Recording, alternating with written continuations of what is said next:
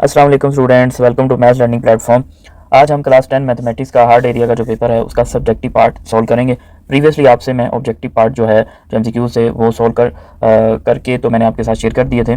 In detail एक एक चीज़ अच्छे से एक्सप्लेन की थी। आई होप आपको आइडिया हो गया होगा कि कितने जो एमसीक्यूज़ थे वो आपके गलत थे और कितने जो एमसीक्यूज़ थे वो सही थे। पेपर को डिस्कस करने के साथ साथ मैं आपको ये भी बताऊँगा कि ये क्वेश्चन जो है वो किन किन एक्सरसाइज से पूछे गए हैं, और इसके अलावा ये भी मैं आपको बताऊंगा कि कितना जो पेपर है वो आपकी फेडरल की बुक से आया है, और इसके अलावा कितने क्वेश्चन हैं जो कि अनसीन आए हैं या थोड़ा बहुत चेंज करके दिए गए हैं। और इसके अलावा डिस्क्रिप्शन में आपको हर क्वेश्चन के अकॉर्डिंग टाइम कोड मिल जाएगा, तो आप जिस भी क्वेश्चन का सोल्यूशन देखना चाहें तो आप उस क्वेश्चन के टाइम कोड पे जाके उसको देख सकते हैं। तो स्टार्ट करते हैं क्वेश्चन नंबर 1 के सोल्यूशन से। क्वेश्चन नंबर 1 के दो पार्ट्स हैं, यानी कि ये एक और से पहले वाला पार्ट और एक और के बाद वाला पार्ट। तो पहले हम ये पार्ट सॉल्व किया करेंगे हर एक क्वेश्चन का, और फिर और के बाद वाला पार्ट। तो बिना टाइम वेस्ट किए हम स्टार्ट करते हैं। तो क्वेश्चन मैंने यहाँ पे लिख लिया। इस क्वेश्चन में हमने क्या करना है, सॉल्व करना है इस इक्वेशन को बाय यूजिंग क्वाड्रेटिक फार्मूला। तो क्वाड्रेटिक फार्मूले से सॉल्व करने के लिए हमें क्या करना होगा, सबसे पहले इसको इस इक्वेशन को स्टैंडर्ड फॉर्म में लिखना होगा। तो स्टैंडर्ड फॉर्म में लिखने के लिए यहाँ पे हम अप्लाई करेंगे a माइनस बी स्केयर का फॉर्मूला, और यहाँ पे अप्लाई करेंगे a प्लस बी स्केयर का फॉर्मूला। तो यहाँ पे जब अप्लाई करेंगे फॉर्मूला तो ये आएगा फर्स्ट टर्म का square minus 2 into first term multiply by second term और प्लस सेकंड टर्म का स्केयर इज इक्वल टू यहाँ पे भी फर्स्ट टर्म का स्केयर प्लस सेकंड टर्म का स्केयर और plus 2 into first term multiply by second term. इसको open करेंगे तो 4x square minus 4x plus 1 is equal to x square plus 16 plus 8x। अब इन तीनों टर्म को हम इस साइड पे शिफ्ट कर देंगे, क्योंकि यहाँ पे एक्स स्क्वायर का कोएफिशिएंट कितना है 1 और यहाँ पे एक्स स्क्वायर का कोएफिशिएंट कितना है 4, तो इस साइड पे ग्रेटर है लेफ्ट साइड पे, इसलिए लेफ्ट साइड पे ले आएंगे। 4x square minus 4x plus 1 ये इधर लिख दिया। अब एक्स स्क्वायर को जब इधर एक्स स्क्वायर को जब इस साइड पे लेके आएंगे तो ये माइनस का हो जाएगा, यहाँ पे इक्वल नहीं लगाना, माइनस एक्स स्क्वायर। फिर 16 को जब इधर लेके आएंगे माइनस 16, और इसी तरह 8 भी इधर आके माइनस 8x। तो अब 4x स्क्वायर को और एक्स स्क्वायर को सॉल्व करेंगे 3x स्क्वायर माइनस 4x और माइनस 8x को करेंगे तो माइनस 12x, और प्लस 1 और माइनस 16 को करेंगे तो माइनस 15 इज इक्वल टू 0। अब इसमें से 3 कॉमन ले लेंगे, x square minus 4x minus 5 is equal to 0। अब 3 जो है वो इधर जाके 0 से क्या होगा, डिवाइड होगा, तो क्या आंसर आएगा 0 ही आएगा। तो अब यहाँ पे बाकी रिमेनिंग रह गया x square minus 4x minus 5 is equal to 0। अब यहाँ पे स्टूडेंट जो है a की वैल्यू कितनी है 1 which is coefficient of x square, b की value minus 4 which is the coefficient of x, और c minus 5 which is the constant term. Formula लिखते हैं x is equal to minus b plus minus square root of b square minus 4ac divide by 2a। अब इसमें values put कर देंगे x is equal to minus 4 plus minus minus 4 का square minus 4 into 1 into minus 5, तो divide by 2 into 1। जब इसको next solve करेंगे तो 4 प्लस माइनस ये आ जाएगा 16 प्लस 20, माइनस 4 का स्क्वायर कितना होगा 16, और ये माइनस मिलके प्लस हो जाएंगे डिवाइड बाई 2। तो स्क्वायर रूट के अंदर जो है वो आंसर आएगा आपके पास 36, और 36 को जब हम मजीद सोल्व करेंगे तो इसका आंसर बनेगा 6। अब यहाँ से हम इसको दो दफ़ा लिख के सोल्व कर लेते हैं। एक x is equal to 4 plus 6 divide by 2 जिसका आंसर आ जाएगा 5, और दूसरा x is equal to 4 minus 6 divide by 2 तो जिसका आंसर आएगा माइनस 1। इन दोनों को सोल्व करेंगे तो आंसर आएगा माइनस 2 डिवाइड बाई 2, तो जिसको सोल्व करेंगे तो आंसर आएगा माइनस 1। तो सोल्यूशन सेट में हमारे पास इसका आंसर आ गया माइनस 1 एंड 5। तो ये हमने क्वेश्चन 1 का जो और से पहले वाला पार्ट था वो सोल्व कर लिया। अब हम चलते हैं इसका और के बाद वाला जो पार्ट है जो कि चैप्टर नंबर 2 से रिलेटेड है, तो उसको सोल्व करेंगे। लेकिन उससे पहले पेज को मैं ज़रा मिनिमाइज़ कर देता हूँ, अगर आप इसका स्क्रीनशॉट लेना चाहें तो वो ले सकते हैं। अब नेक्स्ट क्वेश्चन की तरफ चलते हैं जी स्टूडेंट। तो नेक्स्ट हमारे पास सोल्व वाला पार्ट है। इसमें हमने क्या करना है, दो इक्वेशन है, इनको सोल्व करना है, और ये एक्सरसाइज 2.7 से रिलेटेड है और 2.7 की टाइप 1 से रिलेटेड क्वेश्चन है, जो कि मैंने आपको अपने गेस्ट पेपर में बताया था कि इस एक्सरसाइज में से क्वेश्चन आपसे पूछा जाएगा। तो सोल्व करते हैं इसको। इसमें स्टूडेंट हम इस इक्वेशन में से, अब ये इसमें यहाँ पे ये वाली लीनियर इक्वेशन है और ये क्वाड्रेटिक इक्वेशन है, तो हम क्या करेंगे, लीनियर इक्वेशन को यूज़ करते हुए वहाँ से किसी एक अननोन की वैल्यू बनाएंगे और क्वाड्रेटिक में पुट कर देंगे। तो यहाँ पे देखें y की वैल्यू बनाना ज़्यादा आसान है, तो हम लिखेंगे y is equal to 1 minus 2x। ये 2x इधर आके क्या हो गया, माइनस हो गया, तो इसको इक्वेशन नंबर 1 बोल दें। और ये वाली जो है x square plus y square is equal to 10, इसको इक्वेशन नंबर 2 बोल देते हैं। अब हम क्या करेंगे, पुट ये जो y की वैल्यू बनाई है इसको इक्वेशन नंबर 2 में पुट कर देंगे। Put y is equal to y minus 2x in equation number 2। तो यहाँ पे जहाँ जहाँ y उधर पुट कर देंगे, तो जब पुट करेंगे होगा एक्स स्क्वायर एज इट, और y स्क्वायर की जगह 1 माइनस 2x का स्क्वायर इज इक्वल टू 10। इस स्क्वायर को ओपन करते हैं, ये वाले स्क्वायर को ओपन करेंगे तो एक्स स्क्वायर प्लस 1 का स्क्वायर माइनस, यहाँ पे फॉर्मूला अप्लाई होगा a माइनस बी स्क्वायर का, तो फर्स्ट टर्म का square minus 2 into 1 into 2x plus 2x का स्केयर, और ये 10 इधर आके माइनस हो गया, 10 को इस साइड पे ले, तो x square plus 1 minus 4x plus 4x square minus 10। अब इसको स्टैंडर्ड फॉर्म में लिखने के लिए इस वजह से 0 और 10 को इधर लेके आए थे। अब हम यहाँ पे क्या करेंगे जी, इसको मजीद सिंप्लीफाई करेंगे, इन दोनों टर्म्स को सिंप्लीफाई करेंगे तो आंसर आ जाएगा 5x स्केयर फिर माइनस 4x, और इन दोनों टर्म को जब सोल्व करेंगे तो इसका आंसर आएगा माइनस 9 इज इक्वल टू 0। अब यहाँ पे हमने क्या करना है, आपके पास बहुत सारे ऑप्शंस हैं, आप फैक्टराइजेशन करें, क्वाड्रेटिक फार्मूला लगाएं कंप्लीटिंग स्केयर से। तो अगर इस 5 को मैं इस माइनस 9 से मल्टीप्लाई करूँ, 5 मल्टीप्लाई बाय माइनस 9, तो आंसर आएगा माइनस 45। अब मुझे इस माइनस 45 के क्या बनाने हैं, फैक्टर्स। तो इसके फैक्टर्स होंगे माइनस का 9 और प्लस का 5, माइनस का 9 और प्लस का 5, तो आंसर आएगा माइनस 4, ठीक है, जो कि ये मिडिल में लिखा हुआ है, और इन्हीं दोनों को अगर मैं मल्टीप्लाई करूंगा तो कितना आंसर आएगा माइनस 45। तो ये हम यहाँ पे लिख के इसको सॉल्व कर देते हैं। तो 5x स्क्वायर माइनस, बल्कि मैं पहले 5x को लिख लेता हूँ ताकि ये दोनों सेम हो जाएंगे, फिर 9x को लिख लेते हैं, और फिर उसके बाद लास्ट वाला जो 9 है इज इक्वल टू 0। ये जो फैक्टर थे या जो आप ये समझ लेंगे सम ब्रेक किया, उसको मैंने ब्लू कलर से लिख दिया। तो 5x कॉमन ले लेंगे, x प्लस 1 माइनस 9 कॉमन ले लिया, x plus 1 is equal to 0। ये अगर आपने फैक्टर बनाए होंगे तो इसमें ये ब्रैकेट वाला पार्ट कॉमन आता है, इसको कॉमन ले लिया, और यहाँ पे 5x minus 9 is equal to 0, x plus 1 is equal to 0 और 5x minus 9 is equal to 0। यहाँ से x का आंसर आ गया माइनस 1, और यहाँ से x is equal to 9 divide by 5। अब ये तो आंसर जो आए हैं वो आए हैं x के, लेकिन हमें सॉल्व करना है, और जब भी x और y में क्वेश्चन हो तो वहाँ पे आपके पास जो सोल्यूशन आता है वो in the form of order pair आता है। अब इन दोनों आंसर को 1 बाय 1 हम इस इक्वेशन नंबर 1 में पुट करेंगे, जो कि एज कम्पेयर टू 2 ज़्यादा ईजी है। तो अब इसको आगे लेके चलते हैं हम। तो यहाँ पे लिखेंगे put x is equal to -1 in equation number 1, जो कि इक्वेशन नंबर 1 हमारे पास क्या थी वो एक दफ़ा मैं आपको दिखा देता हूँ, ये वाली, कि y is equal to 1 minus 2x। तो y is equal to 1 minus 2x की जगह -1, तो 1 प्लस 2 कितना आंसर हो गया 3। तो x की वैल्यू अगर हमारे पास -1 है तो y का आंसर कितना आ गया 3 जी। अब नेक्स्ट चलते हैं दूसरे आंसर की तरफ। तो यहाँ पे हम लिखेंगे put x is equal to 9 divide by 5 in equation number 1। तो इसको जब हम पुट करेंगे तो y is equal to 1 minus 2 into 9 divide by 5, तो 1 माइनस 18 डिवाइड बाई 5। तो इसका जब एलसीएम लेंगे तो 5 1 ज़ा 5 माइनस 18, 5 1 ज़ा 5 माइनस 18, तो ये आपके पास कितना आंसर आ जाएगा जब इनको माइनस करेंगे, माइनस 13 डिवाइड बाई 5। तो यहाँ पे स्टूडेंट देखेंगे x की वैल्यू आपने पुट की 9 डिवाइड बाई 5, तो y का आंसर कितना है माइनस 13 डिवाइड बाई 5। तो यहाँ पे हम सोल्यूशन सेट लिख देंगे। सोल्यूशन सेट जब लिखेंगे तो x की वैल्यू -1 से y का आंसर 3, एक ये सोल्यूशन सेट, और x की वैल्यू 9 डिवाइड बाई 5 से y का आंसर -13 डिवाइड बाई 5। अगर आप देखना चाहते हैं कि आपका जो आंसर है वो सही है गलत है, तो आप इसको इन दोनों ओरिजिनल इक्वेशन में से किसी में भी पुट करके चेक कर सकते हैं। तो अगर आप इसका स्क्रीनशॉट लेना चाहें तो आप दे सकते हैं। नेक्स्ट स्टूडेंट हम मूव करेंगे क्वेश्चन नंबर 2 पे, और उसका करेंगे पहले ये वाला पार्ट जी स्टूडेंट। तो नेक्स्ट है क्वेश्चन नंबर 2 का पार्ट नंबर B2। ये क्वेश्चन मैंने यहाँ पे मेंशन किया हुआ है, क्वेश्चन नंबर 2 का पार्ट नंबर 2। अब इसमें देखें क्वेश्चन, ये वाला क्वेश्चन हम कर रहे हैं, ठीक है। अब इस क्वेश्चन में ये कहा जा रहा है if alpha beta are the roots of the given equation. तो जब भी आपको ये स्टेटमेंट गिवन होती है तो वहाँ पे हमने काम करना होता है। यहाँ पे हम लिखेंगे given that alpha beta are the roots of given equation. जब भी आपको ये स्टेटमेंट गिवन हो तो पहले आप लिखेंगे, तो इसका मतलब आपने ये दो चीज़ों का आंसर फाइंड आउट करना होता है, alpha plus beta minus B divide by A, और alpha beta is equal to C divide by A. तो यहाँ पे हम वैल्यूज़ भी लिख लेते हैं हेयर। अब ये जो इक्वेशन है जो कि स्टैंडर्ड फॉर्म में लिखी हुई है, यहाँ पे ए की वैल्यू कितनी है 1, बी की वैल्यू कितनी है बी की वैल्यू कितनी है जी -8, एंड सी की वैल्यू कितनी है 20। अब ये वैल्यूज यहाँ पे पुट कर देंगे तो अल्फा प्लस बीटा की का आंसर हो जाएगा माइनस इंटू -8 डिवाइड बाय 1, तो अल्फा प्लस बीटा का आंसर हो गया जी 8। ये आ गया आंसर अल्फा प्लस बीटा का। अब alpha beta is equal to C divide by 8, a है तो सी की वैल्यू 20 और ए की 1, तो आंसर हो गया 20। अब ये 20 आंसर हो गया जी अल्फा बीटा का, लेकिन हमें तो आंसर फाइंड आउट करना है अल्फा माइनस बीटा का होल स्क्वायर, इसका आंसर फाइंड आउट करना है। अब ये देखें ये लिखा हुआ है अल्फा माइनस बीटा, लेकिन यहाँ पे क्या अल्फा प्लस बीटा। अब इसको जब आगे लेके चलेंगे अल्फा माइनस बीटा का स्क्वायर, तो जब इसको ओपन करेंगे तो ये आएगा अल्फा स्क्वायर, ठीक है, प्लस बीटा स्क्वायर -2 अल्फा और बीटा, जो कि बनेगा alpha square plus beta square -2 alpha beta.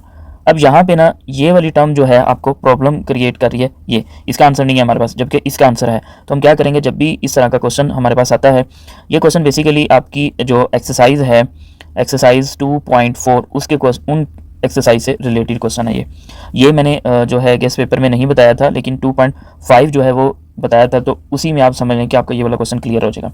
अच्छा, तो अब इसको किस तरह से हम लेके चलेंगे, हम यहाँ पे क्या करेंगे, अब इसको परफेक्ट स्क्वायर बनाने के लिए, इस टर्म को परफेक्ट स्क्वायर बनाने के लिए हम क्या करेंगे, यानी इस तरह का कुछ बनाने के लिए इसमें 2 अल्फा बीटा ऐड भी कर देंगे और सब्ट्रैक्ट भी। तो ये स्टूडेंट हमने इसमें 2 अल्फा बीटा ऐड कर दिया और ये उतना ही माइनस कर दिया, और ये लास्ट पे ये लास्ट वाली टर्म जो कि -2 अल्फा बीटा, ये जो मैंने खुद से लिखा है वो उसको मैंने क्या कर दिया जी ब्लू से लिखा। अब इसमें यहाँ से लेके यहाँ तक ये जो एक्सप्रेशन है ये इसको जब आप क्लोज करेंगे तो ये हो जाएगा अल्फा प्लस बीटा का स्क्वायर और ये -4 अल्फा बीटा। अब इसमें स्टूडेंट्स आप वैल्यू पुट कर दें, तो वैल्यू जब पुट करेंगे तो अल्फा प्लस बीटा की वैल्यू कितनी है 8, तो यहाँ आ जाएगा 8 का स्क्वायर और -4 इंटू अल्फा बीटा की जगह क्या आ जाएगा 20, तो ये हो जाएगा 64 - 80 विच इज़ इक्वल टू -16। तो अल्फा माइनस बीटा का whole square is equal to -16। ये स्टूडेंट इसका क्या आ गया, आंसर आ गया। अब इस क्वेश्चन को ना एक और मेथड से भी कर सकते हैं, वो भी मैं आपको बता देता हूँ कि अगर आपको अल्फा माइनस बीटा का फॉर्मूला पता हो। अब अल्फा माइनस बीटा का जो फॉर्मूला, जैसे आपको अल्फा प्लस बीटा का फॉर्मूला पता होता है ना, -b/a, इसी तरह अल्फा मल्टीप्लाई बाय बीटा का भी फॉर्मूला होता है, इसी तरह अल्फा माइनस बीटा का भी होता है और इसी तरह अल्फा डिवाइड बाय बीटा का भी होता है। ये अब आपके बुक में ऐसा फॉर्मूला नहीं है तो आप इसको खुद भी बना सकते हैं। अल्फा माइनस बीटा का फॉर्मूला होता है square root of b square -4ac divide by 2a। तो इस मेथड से भी इस फॉर्मूले को, अगर आपको फॉर्मूला याद है तो इस फॉर्मूले में आप वैल्यूज पुट करके भी इसको सॉल्व कर सकते हैं। और यहाँ पे तो अल्फा माइनस बीटा है ना, तो जो इसका आंसर आएगा उसका आप क्या लेंगे, स्केयर लेंगे, तो आपको इसके स्केयर का आंसर मिल जाएगा। तो नेक्स्ट हम इसके जो और के बाद वाला पार्ट है जो कि चैप्टर नंबर 6 से रिलेटेड है, ये वाला उसको सॉल्व करेंगे। तो पेज को मैं थोड़ा सा मिनिमाइज कर देता हूँ, अगर आप इसका स्क्रीनशॉट लेना चाहें तो आप ले सकते हैं। नेक्स्ट अब चलते हैं क्वेश्चन 2 के और वाले पार्ट पे। जी स्टूडेंट, तो क्वेश्चन मैंने यहाँ पे लिख लिया है, क्वेश्चन नंबर 2 का ये जो पार्ट है ये वाला, इसको अब हम सॉल्व करें। प्रीवियस जो हमने कर लिया उसको मैं ज़रा रिमूव कर देता हूँ, ये वाला पार्ट हम करें क्वेश्चन 2 का और वाला जो पार्ट है। हो सकता है पीडीएफ पे आपको क्लियर नजर नहीं आई, इसलिए मैंने साइड पे क्वेश्चन जो है वो लिख लिया। इस क्वेश्चन में हमने क्या करना है, given are the marks of the student, find the variance find out करना है। और ये भी जो मैंने आपको गैस बताया था एक्सरसाइज 6.3 का, उसी में से मैंने जैसा कि आपको बताया था कि उसमें से लाजमी क्वेश्चन पूछा जाएगा, तो यहाँ पे शॉर्ट में पूछा गया वेरिएंस में। अब इसमें ना आपको इस पेपर के, अगर मैं आपको दिखाऊँ, इस पेपर के लास्ट में ना फॉर्मूला भी गिवन है, ये देख सकते हैं आप, ये फॉर्मूला लिखा हुआ है, तो मे भी आपको क्लियरली नजर नहीं आ रहा हो। अब इस क्वेश्चन में थोड़ा सा इंटरेस्टिंग पार्ट ये है, जिसकी वजह से हो सकता है बहुत सारे स्टूडेंट इसको गलत फॉर्मूले से सॉल्व करके आए हो। जैसे कि ये देखें, ये लिखा हुआ है कि इसको आप डायरेक्ट फॉर्मूला से यूज़ करें। अब आपको पता है कि आपने कुछ एक ऐसा भी फॉर्मूला पढ़ा था इसमें, ये वाला ऐसा भी पढ़ा था। अब ये जो फॉर्मूला, इसको बोलते हैं प्रॉपर मीन फॉर्मूला, और इस फॉर्मूले को बोलते हैं डायरेक्ट फॉर्मूला। तो हमें इस फॉर्मूले से इसको करना था। ये जिस फॉर्मूले को मैं हाईलाइट कर रहा हूँ इसको बोलते हैं डायरेक्ट फॉर्मूला। तो अगर आप इससे करके आए हैं तो हो सकता है कि आपको जो है पूरे नंबर ना मिलें या कुछ नंबर कट जाएं या सारा गलत हो, क्योंकि जो मेथड बोला गया है उस मेथड से आपको करना है इसको। तो अब इसको करते हैं रिमूव और इसका करते हैं प्रॉपर्ली सोल्यूशन। अब इस फॉर्मूले में देखें, मुझे सबसे पहले तो यहाँ पे चाहिए x का स्क्वायर। तो x यहाँ पे क्या है, अब बहुत सारे स्टूडेंट समझ रहे होते हैं कि ये वाली जो सारी वैल्यूज़ है ना, ये x है। ये x नहीं है, ये तो जस्ट काउंटिंग है कि टोटल वैल्यूज़ कितनी है। कि यहाँ पे देखें, ये रोल नंबर है 1 2 3 4 5, एक रोल नंबर कितने नंबर हैं, दूसरे कितने हैं, तीसरे कितने हैं, 4 वाले कितने हैं, 5 वाले कितने हैं। तो ये तो बस नंबरिंग है। हमने ये जो वैल्यूज़ हैं जिनको हम x कहेंगे वो बेसिकली ये मार्क्स हैं, तो हमें इनका स्क्वायर लेना है। 60 का स्क्वायर क्या होगा, 60 का स्क्वायर 3600, 70 का स्क्वायर 4900, 40 का 1600, 50 का 2500, 30 का 900। और जब इन सब को हम ऐड करेंगे यानी कि सम ऑफ एक्स स्क्वायर, तो ये आएगा 13500।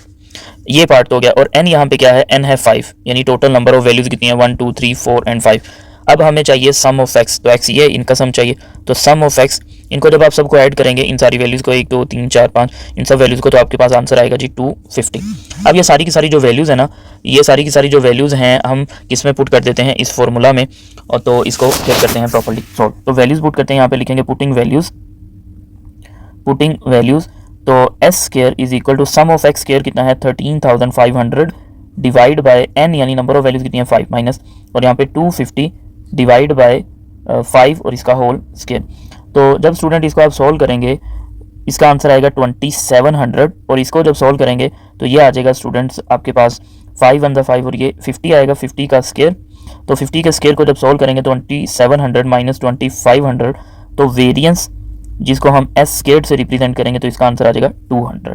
तो ये हमने जो क्वेश्चन नंबर 2 का सेकंड पार्ट है और के बाद वाला, उसको भी प्रॉपर्ली सॉल्व कर लिया। या आप इसका अगर स्क्रीनशॉट लेना चाहें तो ले सकते हैं। नेक्स्ट स्टूडेंट हम मूव करेंगे क्वेश्चन नंबर 2 के पार्ट नंबर 3 पे। ये स्टूडेंट नेक्स्ट हमारे पास क्वेश्चन नंबर 2 का पार्ट नंबर 3 है, जो कि यहाँ पे मैंने हाईलाइट भी किया हुआ है और ये मैंने इधर लिख दिया।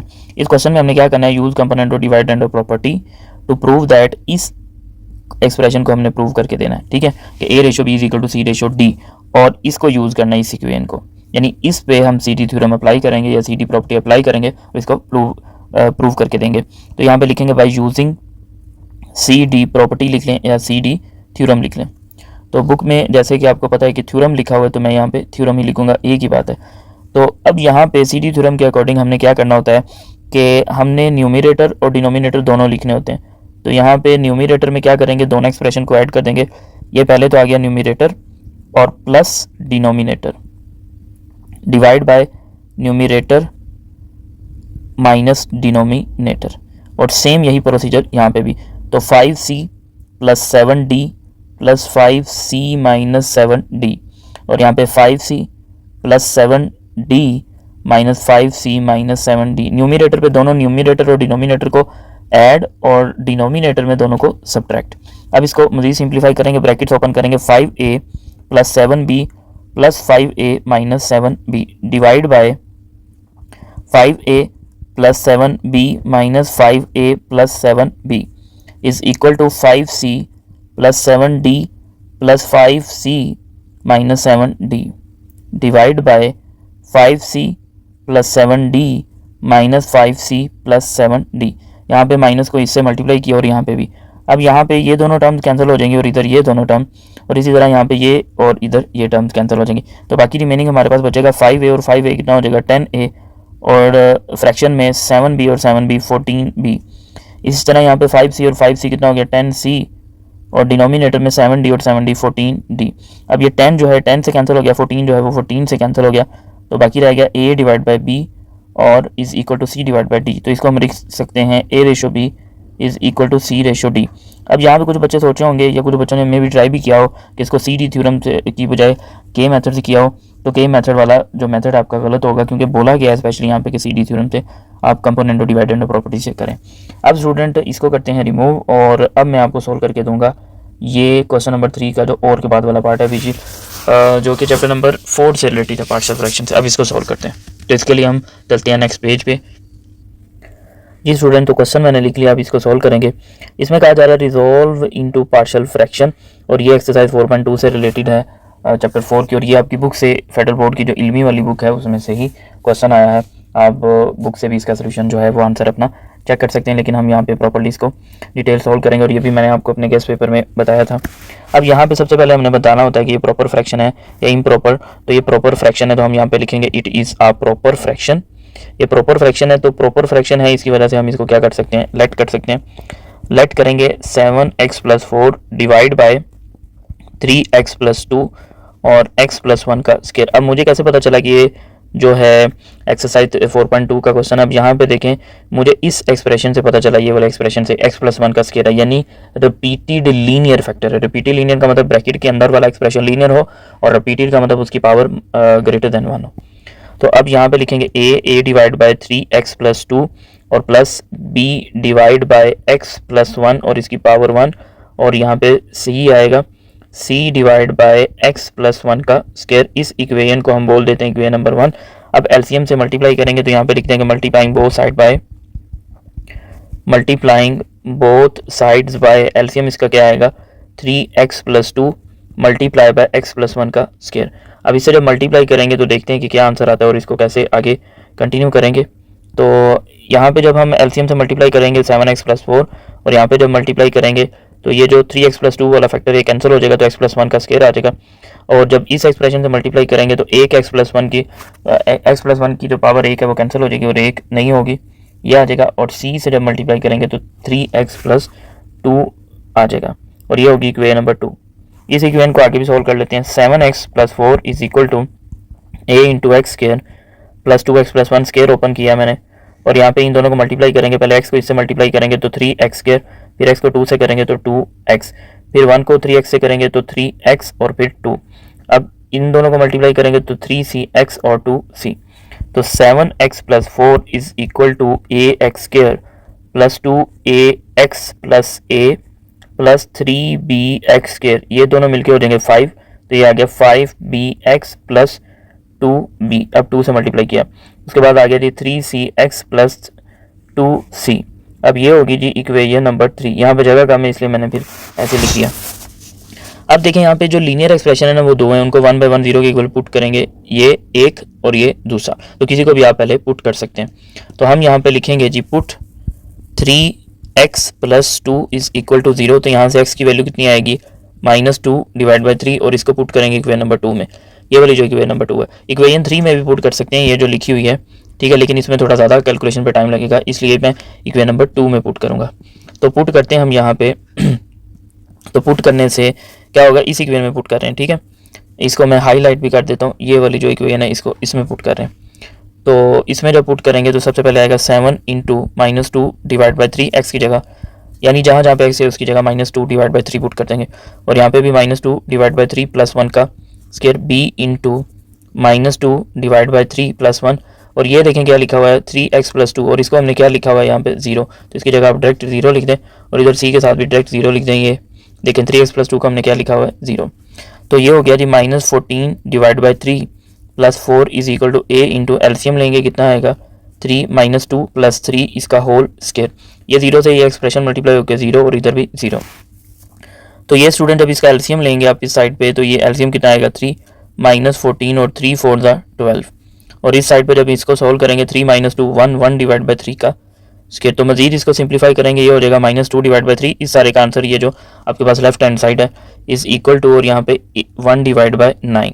अब इसको इधर लेके आएंगे तो -2 डिवाइड बाई 3 मल्टीप्लाई बाई ये हो जाएगा 9 डिवाइड बाई 1। 9 जो है डिवाइड हो रहा है, इधर आके क्या हो जाएगा मल्टीप्लाई, और 1 जो है इधर आके डिवाइड हो रहा है।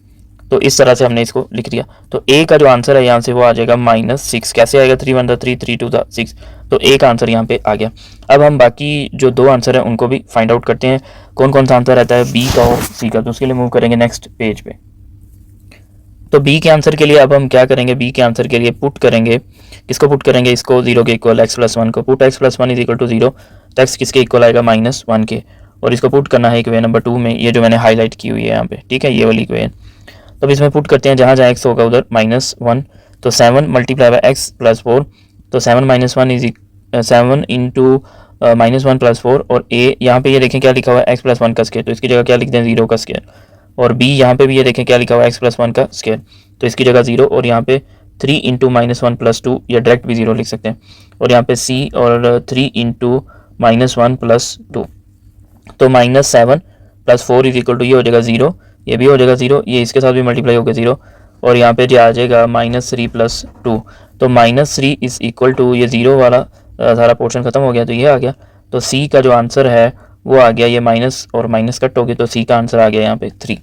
अच्छा, यहाँ पे एक बात आपने याद रखनी है कि ज़रूरी नहीं है कि आपने डिनोमिनेटर बी का पुट किया तो आंसर भी बी का है। जैसे देखिए मैंने बी का डिनोमिनेटर पुट किया था ना, तो आंसर बी का आना चाहिए था, लेकिन आंसर जो है वो बी का नहीं है बल्कि सी का है, तो इस तरह की पॉसिबिलिटी यहाँ पे हो सकती है।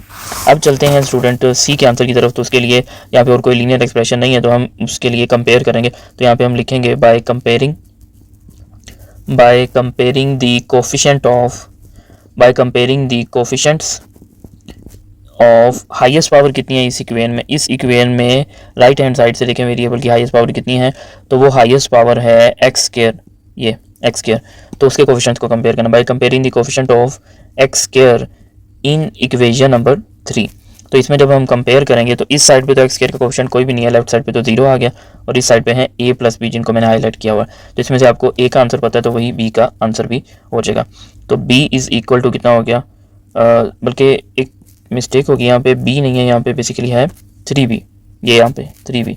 तो 0 इज इक्वल टू a का answer -6 plus 3 multiply by b, इस 6 को इधर ले आएंगे, -6 को इधर आके प्लस हो जाएगा, तो 3b इज इक्वल टू 6, और 6 divide by 3 is equal to b। तो b का जो आंसर है वो आ गया 2। तो तीनों आंसर जो है हमने फाइंड आउट कर लिए, a, b एंड c, ये तीनों के तीनों जो आंसर हैं वो इस इक्वेशन नंबर 1 में पुट कर देंगे। तो यहाँ पे हम लिखेंगे नाउ इक्वेशन 1 बिकम्स,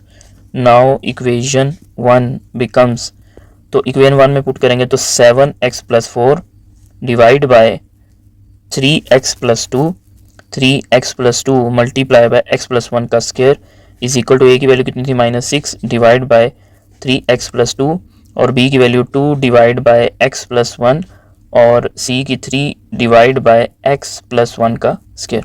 तो ये वो पार्शियल फ्रैक्शन है जो कि हमें फाइंड आउट करना था। अब नेक्स्ट हम चलते हैं, ये हमने अभी किया था क्वेश्चन नंबर 3 का और वाला जो पार्ट है ना वो किया था। अब हम नेक्स्ट चलते हैं क्वेश्चन नंबर 2 के पार्ट नंबर 4 पे। जी स्टूडेंट, तो नेक्स्ट हम करेंगे क्वेश्चन नंबर 4 का ये पहले वाला जो पार्ट है, क्वेश्चन नंबर 2 के पार्ट नंबर 4 का जो फर्स्ट है ये वाला। अब ये जो क्वेश्चन है ये आपकी बुक की एक्सरसाइज 5.3 से लिया गया, जो कि मैंने गेस्ट पेपर में बताया था उसी में से, और ये उस एक्सरसाइज का क्वेश्चन नंबर 4 है।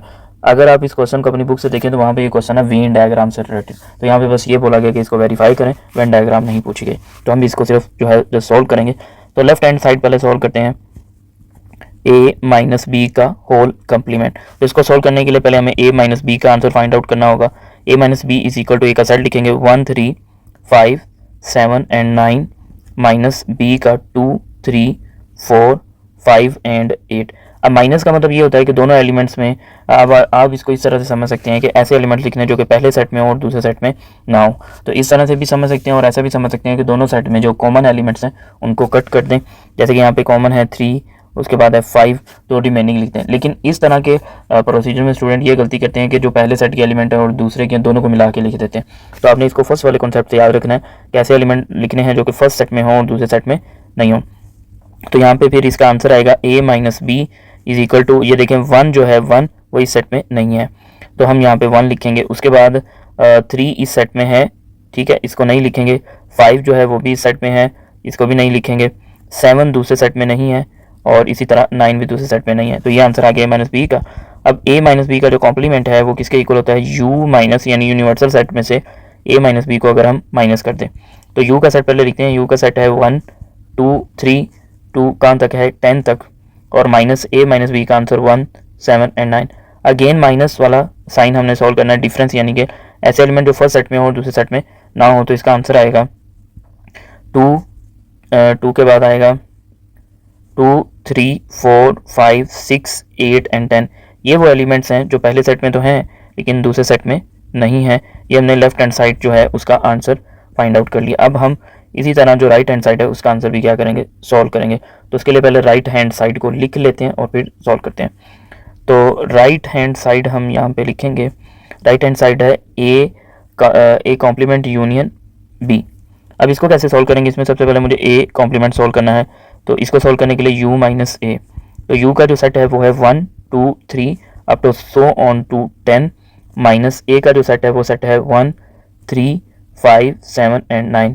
तो माइनस का मतलब है कि हमने ऐसे एलिमेंट लिखने जो इस सेट में हो लेकिन इस सेट में ना हो। तो वो कौन कौन से एलिमेंट हैं, अब जैसा कि आप देख सकते हैं यहाँ पे सारे के सारे और नंबर लिखे हैं। तो यहाँ पे क्या आ जाएंगे, इवन 2 4 6 8 एंड 10। यह आंसर आ गया ए कॉम्प्लीमेंट का। नाउ अब हमें आंसर चाहिए ए कॉम्प्लीमेंट यूनियन बी का। तो ए कॉम्प्लीमेंट का answer 2 4 6 8 and 10 union B set का आंसर कितना आएगा, बी सेट का जो आंसर है वो है 2 3 4 5 एंड 8। अब जब हम इन दोनों सेट्स का यूनियन लेंगे, यूनियन का मतलब है कि इस सेट के एलिमेंट और इस सेट के एलिमेंट दोनों को कंबाइन करके लिखेंगे, लेकिन जो कॉमन एलिमेंट्स होंगे उनको एक ही दफ़ा लिखा जाएगा। तो A complement union B is equal to 2 पहले, फिर 3, फिर 4, फिर 5, फिर 6, फिर 8 और 10। ये हमने राइट हैंड साइड का भी आंसर फाइंड आउट कर लिया। तो आप देख सकते हैं कि ये आंसर और ये आंसर दोनों के दोनों आंसर जो हैं वो सेम है। तो हम यहाँ पे लिखेंगे so left hand side is equal to right hand side, ये हमने प्रूव करना था। ठीक है, तो पेज को मैं ज़रा मिनिमाइज़ कर देता हूँ, अगर आप इसका स्क्रीनशॉट लेना चाहें तो ले सकते हैं। अब नेक्स्ट स्टूडेंट हम करेंगे इसका जो और के बाद वाला पार्ट है इसी क्वेश्चन का, ये वाला। अब इसके लिए हमें नेक्स्ट पेज पे मूव करना पड़ेगा। जी स्टूडेंट, तो नेक्स्ट क्वेश्चन 2 के पार्ट नंबर 4 का और वाला पार्ट करते हैं। क्वेश्चन मैंने यहाँ पे लिख लिया है। तो यहाँ पे आपको गिवन है जी if v is inversely proportional to 1 divide by R3। और ये स्टूडेंट एक्सरसाइज 3.2 का क्वेश्चन है, जो कि ये भी मैंने आपको अपने गेस्ट पेपर में बताई थी कि इसमें मैंने 2-3 क्वेश्चन बताए थे जो कि इंपॉर्टेंट है, और ये इस एक्सरसाइज का क्वेश्चन नंबर 12 है। लेकिन ये बताया था कि इस एक्सरसाइज से शॉर्ट क्वेश्चन आ सकता है। तो ये आपको गिवन है, तो इसको सबसे पहले तो हम लिखते हैं जी v इज़ इक्वल टू के r डिवाइड बाई 3। इसको हम क्या देते हैं कि ये नंबर 1। अब हम क्या करेंगे, v की वैल्यू 5 और r की वैल्यू 3 पुट करेंगे इसमें। तो यहाँ पे लिखेंगे, ये क्यों पुट करें, ताकि एक आंसर फाइंड आउट कर सकें। Put v is equal to 5, r is equal to 3 in equation number 1। तो v की जगह पे क्या आ जाएगा 5 और k वैसे r की जगह पे लिख देंगे 3 का क्यूब। तो ये स्टूडेंट इससे नेक्स्ट स्टेप हो जाएगा 5 मल्टीप्लाई बाय 3 का क्यूब। तो 3 का क्यूब होता है 27 और 27 को जब 5 से मल्टीप्लाई करेंगे तो आंसर आ जाएगा 135। अब इस 135 को हम पुट करेंगे इक्वेशन नंबर 1 में, तो put k is equal to 135 in equation number 1। तो इक्वेशन नंबर 1 ये लिखी हुई, इसमें पुट करेंगे तो v is equal to 135 divide by r power 3। ठीक है, अब ये हमारे पास जो है इक्वेशन है। अब आगे हम पढ़ते हैं कि हमने क्या करना है, फाइंड v की वैल्यू फाइंड करनी है when r is equal to 6। तो अब हम क्या करेंगे, r की जगह पुट कर देंगे 6। तो put r is equal to 6 then we get, तो अब हम यहाँ पे जब पुट करेंगे तो v is equal to 135 divide by 6 का क्यूब। तो 135 डिवाइड बाय 6 का क्यूब होता है 216। तो जब आप इसको कैलकुलेटर से सोल्व करेंगे तो इसका आंसर आ जाएगा 5 डिवाइड बाय 8। तो ये हमने v की जो वैल्यू है उसको क्या कर लिया, सोल्व कर लिया। कैलकुलेशन आप इसकी देख लीजिएगा, कोशिश कीजिएगा कि डेसिमल में इसका आंसर नहीं लिखें। अब स्टूडेंट इसको करते हैं रिमूव। अब हम नेक्स्ट जो पेज है वहाँ पे क्वेश्चन करेंगे ये 5 वाला। ठीक है, शॉर्ट क्वेश्चन 2 का पार्ट नंबर 5। जी स्टूडेंट, तो नेक्स्ट हमारे पास क्वेश्चन नंबर 2 का पार्ट नंबर 5 है और इसका और से पहले वाला पार्ट कर रहे हैं। इसमें ये बोला जा रहा है कि ज्योमेट्रिक मीन फाइंड करें फॉर द फॉलोइंग डेटा। इसमें आपको 2 कॉलम्स गिवन है। यहाँ पे जो टेबल है वो स्टूडेंट गिवन है हॉरिजॉन्टली, और मैंने यहाँ पे जो पेज है जिसमें हम सोल्यूशन कर रहे हैं यहाँ पे मैंने इसको वर्टिकली बना लिया। अब इसमें 2 कॉलम्स गिवन है, एक में मार्क्स गिवन है, जैसे 31 से 40 तक जो मार्क्स हैं उनकी फ्रीक्वेंसी कितनी है, वो 28 है, 41 से 50 तक 30।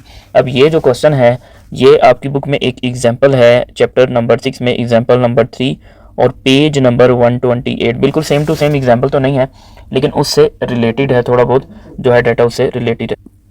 अब इस क्वेश्चन को सोल्व करने के लिए हम ये वाला फॉर्मूला यूज़ करेंगे, और ये इसी पेपर के लास्ट में दिया भी हुआ है फॉर्मूला, ये वाला। हो सकता है यहाँ पे थोड़ा ब्लर हो तो इसलिए मैंने यहाँ पे लिख दिया। अब वैसे तो फॉर्मूला आपको याद होना चाहिए, लेकिन अच्छी बात है अगर आपको पेपर में गिवन है तो ये एक प्लस पॉइंट है आपके लिए।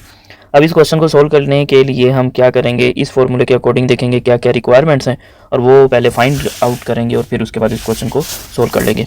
तो 2 कॉलम यहाँ पे गिवन है, एक मार्क्स का और दूसरा फ्रीक्वेंसी का। तो x यहाँ पे क्या है, पहले देखेंगे हमने ये न्यूमरेटर जो है वो फाइंड आउट करने के लिए इस एक्सप्रेशन को फाइंड आउट करना है। तो x इसमें सबसे पहले फाइंड करेंगे और x होता है मिड वैल्यूज़। अब मिड वैल्यूज़ कैसे फाइंड आउट करते हैं कि आप इन दोनों को ऐड करें, यानी 31 + 40 और डिवाइड करते हैं 2 पे। तो हम इसको सोल्व करेंगे तो इसका आंसर आएगा मिड वैल्यू का, सबसे पहले आएगा 35.5, फिर इन दोनों को ऐड करके 2 पे डिवाइड करेंगे तो आएगा 45.5, फिर इन दोनों को ऐड करके 2 पे डिवाइड करेंगे तो 55.5, फिर 65.5 और फिर आएगा 75.5। फिर ये जो x वाली वैल्यूज हैं इनका क्या लेंगे, लॉग। तो जब आप कैलकुलेटर पे लिखेंगे ना लॉग ऑफ 35.5 तो इसका आंसर आएगा 1.5502। इसका लॉग फाइंड आउट करेंगे तो 1, इसका लॉग फाइंड आउट करेंगे तो इसका आंसर आएगा 1.6580। इस तरह 1.7443, फिर नेक्स्ट वैल्यू का करेंगे 1.8162, फिर लास्ट का करेंगे 1.8779। इन सारी वैल्यूज़ का क्या फाइंड आउट किया, लॉग। अब इस लॉग एक्स को, ये जो फ्रीक्वेंसी वाला कॉलम है, इन दोनों कॉलम को आपस में क्या करवा देंगे, मल्टीप्लाई। ये मैं इन दोनों कॉलम को हाईलाइट भी कर देता हूँ, एक ये कॉलम है और दूसरा ये, इन दोनों को आपस में मल्टीप्लाई करेंगे। तो सबसे पहले जो है हम अगर मल्टीप्लाई करते हैं हम यहाँ पे 28 को और इसको, तो इसका जो आंसर है वो हमारे पास आएगा 43.4056। और जब इन दोनों को करेंगे 30 को और इसको मल्टीप्लाई करेंगे तो ये आएगा 49.74। जब 10 को इसके साथ करेंगे तो 17.443, और जब 8 को इसके साथ मल्टीप्लाई करेंगे तो 14.5296, और जब 4 को इससे मल्टीप्लाई करेंगे तो 7.5116। अब देखिए कि ये फाइंड आउट कर लिया। अब मुझे इसका क्या चाहिए, समीशन चाहिए। तो इसका मतलब है कि इन सारी वैल्यूज को क्या करना है, ऐड। तो यहाँ पे लिखेंगे sum of log of x is equal to, किसके इक्वल होगा, 132.6298। ये कैलकुलेशन आप चेक कर सकते हैं, ठीक है। हो सकता है कि इसमें थोड़ी बहुत मिस्टेक हो, लेकिन मेन जो है वो आपको बताना है कि क्वेश्चन किस तरह से सॉल्व करना है। अब इस यहाँ पे वैल्यूज पुट करते हैं, बल्कि नीचे जो है हम लिखते हैं वहाँ वैल्यूज। तो वैल्यू जब यहाँ पे पुट करेंगे स्टूडेंट्स तो ये हमारे पास हो जाएगा एंटी लॉग। तो एंटी लॉग ऐसे ही रहेगा, एंटी लॉग को ऐसे ही लिखेंगे, एंटी लॉग, और इस न्यूमरेटर की जगह आ जाएगा 132.6298 और divide by sum of f. Sum of f अब कैसे फाइंड आउट करना था, ये एफ लिखा हुआ ना, यहाँ पे इसका कर लेना था सम। तो सम ऑफ एफ है कितना बनता है 80। तो यहाँ पे हम लिख देंगे सम ऑफ एफ वो कितना है जी 80। अब जब आप इसको कैलकुलेटर से डिवाइड करेंगे तो आपके पास इसका आंसर क्या आता है वो हम देखते हैं। तो स्टूडेंट इन दोनों को डिवाइड करने के बाद आपके पास आंसर आएगा, एंटी लॉग वैसे लिख दिया और इन दोनों का आंसर जो आएगा ब्रैकेट के अंदर लिखा वो आएगा 1.657875। और जब इस वैल्यू का हम लेंगे एंटी लॉग कैलकुलेटर से तो इसका जो आंसर है वो आ जाएगा 45.49। तो ये इस क्वेश्चन का सोल्यूशन हो गया। पेज को ज़रा मैं थोड़ा मिनिमाइज कर देता हूँ ताकि आपको पता चले कौन सा क्वेश्चन हम कर रहे थे, ये वाला। अब हम इसी क्वेश्चन का ये वाला पार्ट करेंगे और के बाद वाला, तो इसके लिए हमें जाना पड़ेगा नेक्स्ट पेज पे। जी स्टूडेंट, तो नेक्स्ट हम करेंगे क्वेश्चन नंबर 5 का ये और के बाद वाला पार्ट। तो क्वेश्चन मैंने यहाँ पे लिख लिया है। इस क्वेश्चन में हमने वेरीफाई करना है इस साइड को इस साइड के इक्वल करना है। तो हम स्टार्ट करते हैं लेफ्ट हैंड साइड से। लेफ्ट हैंड साइड सेलेक्ट कर लेते हैं। लेफ्ट हैंड साइड है 1 divide by 1 minus cos of theta plus 1 divide by 1 minus cos of theta. मैंने दोनों में माइनस लिख दिया, यहाँ पे प्लस है और इधर भी प्लस है। अब देखिए हम क्या करेंगे, इसका लेंगे एलसीएम। तो एलसीएम लेने के लिए पहले डिनोमिनेटर को सेम बनाना पड़ेगा। तो एलसीएम अगर आप इसका लें तो इन दोनों का जो एलसीएम है वो कितना आता है 1 minus cos theta and 1 minus sine theta. तो हम यहाँ पे दो फ्रैक्शन बना लेते हैं। तो इसको करते हैं सोल्व। यहाँ पे इस तरह से फ्रैक्शन बनाते हैं। तो एलसीएम आया 1 माइनस कोस थीटा, इधर पहले से जो आपके पास लिखा हुआ है वो लिखते हैं 1 और यहाँ पे 1 प्लस कोस ऑफ थीटा। अब जो न्यू टर्म है जो आपके पास होनी चाहिए वो यहाँ पे लिख लेते हैं कि अगर यहाँ पे देखें ये दोनों डिफरेंट हैं तो 1 माइनस कोस थीटा तो यहाँ पे 1 प्लस कोस थीटा लिख दिया। तो नीचे डिनोमिनेटर में लिखा है तो न्यूमिनेटर में भी हमें लिखना पड़ेगा। और इसी तरह यहाँ पे 1 माइनस कोस थीटा वाला एक्सप्रेशन नहीं है तो उसको न्यूमिनेटर और डिनोमिनेटर दोनों के साथ मल्टीप्लाई करा दिया। अब आप देख सकते हैं दोनों के जो डिनोमिनेटर हैं वो सेम हो गए। तो अब हम इनको ऐड कर सकते हैं। इसको लिख लेंगे 1 minus cos theta multiply by 1 plus cos of theta. अब 1 से जब इस ब्रैकेट को मल्टीप्लाई करेंगे तो क्या आएगा 1 प्लस कोस ऑफ थीटा, और इसको जब 1 से मल्टीप्लाई करेंगे तो क्या आएगा 1 माइनस कोस ऑफ थीटा। ये दोनों कट हो गए, 1 और 1 कितना हो गया 2। और यहाँ पे ये देखें फॉर्मूला लगेगा 1 square minus cos square theta, यानी कि a प्लस बी और a माइनस, ये a माइनस बी है और ये a प्लस बी है। तो कौन सा formula a square minus b square. उसका रेफरेंस अगर आप देना चाहें कि minus b into a plus b लिखा हो तो ये किसके इक्वल होता है a square minus b square के। तो 2 और divide by 1 minus cos square theta. अब हमने तो कोसिकेंट स्क्वायर प्रूव करना है। तो कोसिकेंट स्क्वायर जो है वो किसका रेसिप्रोकल होता है साइन का। तो इसका मतलब है कि इसको किसी तरीके से साइन में कन्वर्ट करेंगे। अब आपको याद होगा, आपने एक फॉर्मूला याद किया होगा कि 1 माइनस कोस स्क्वायर थीटा किसके इक्वल होता है साइन स्क्वायर थीटा के। तो वो यहाँ पे लिख देंगे। तो ये आ जाएगा 2 डिवाइड बाय, यह आ जाएगा student 2 divide by sine square theta. और जब साइन को हम ऊपर लेके आएंगे तो ये हो जाएगा कोसिकेंट स्क्वायर थीटा। और ये क्वेश्चन स्टूडेंट आपकी बुक में मौजूद है और ये एक्सरसाइज 7.4 का क्वेश्चन है और क्वेश्चन नंबर 19। और ये भी मैंने आपको गेस्ट में बताया था कि इस एक्सरसाइज में से लाजमी शॉर्ट क्वेश्चन आएगा। अब हम नेक्स्ट चलते हैं क्वेश्चन नंबर 2 के पार्ट नंबर 6 की तरफ। तो उसके लिए हमें नेक्स्ट पेज पे मूव करना होगा।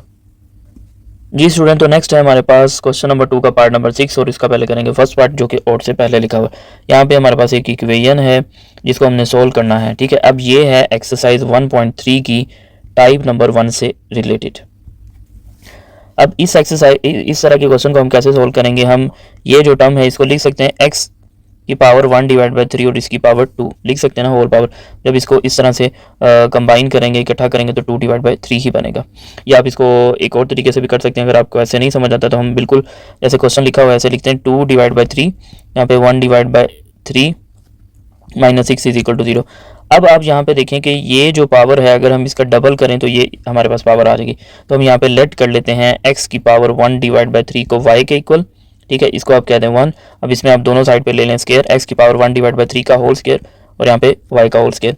तो जब आप इसको ओपन करेंगे तो ये आ जाएगा x की पावर 2 डिवाइड बाई 3 और यहाँ पे y स्क्वायर। तो इस इक्वेशन को हम क्या देते हैं इक्वेशन नंबर a। तो हम यहाँ पे लिखेंगे नाउ इक्वेशन a बिकम्स।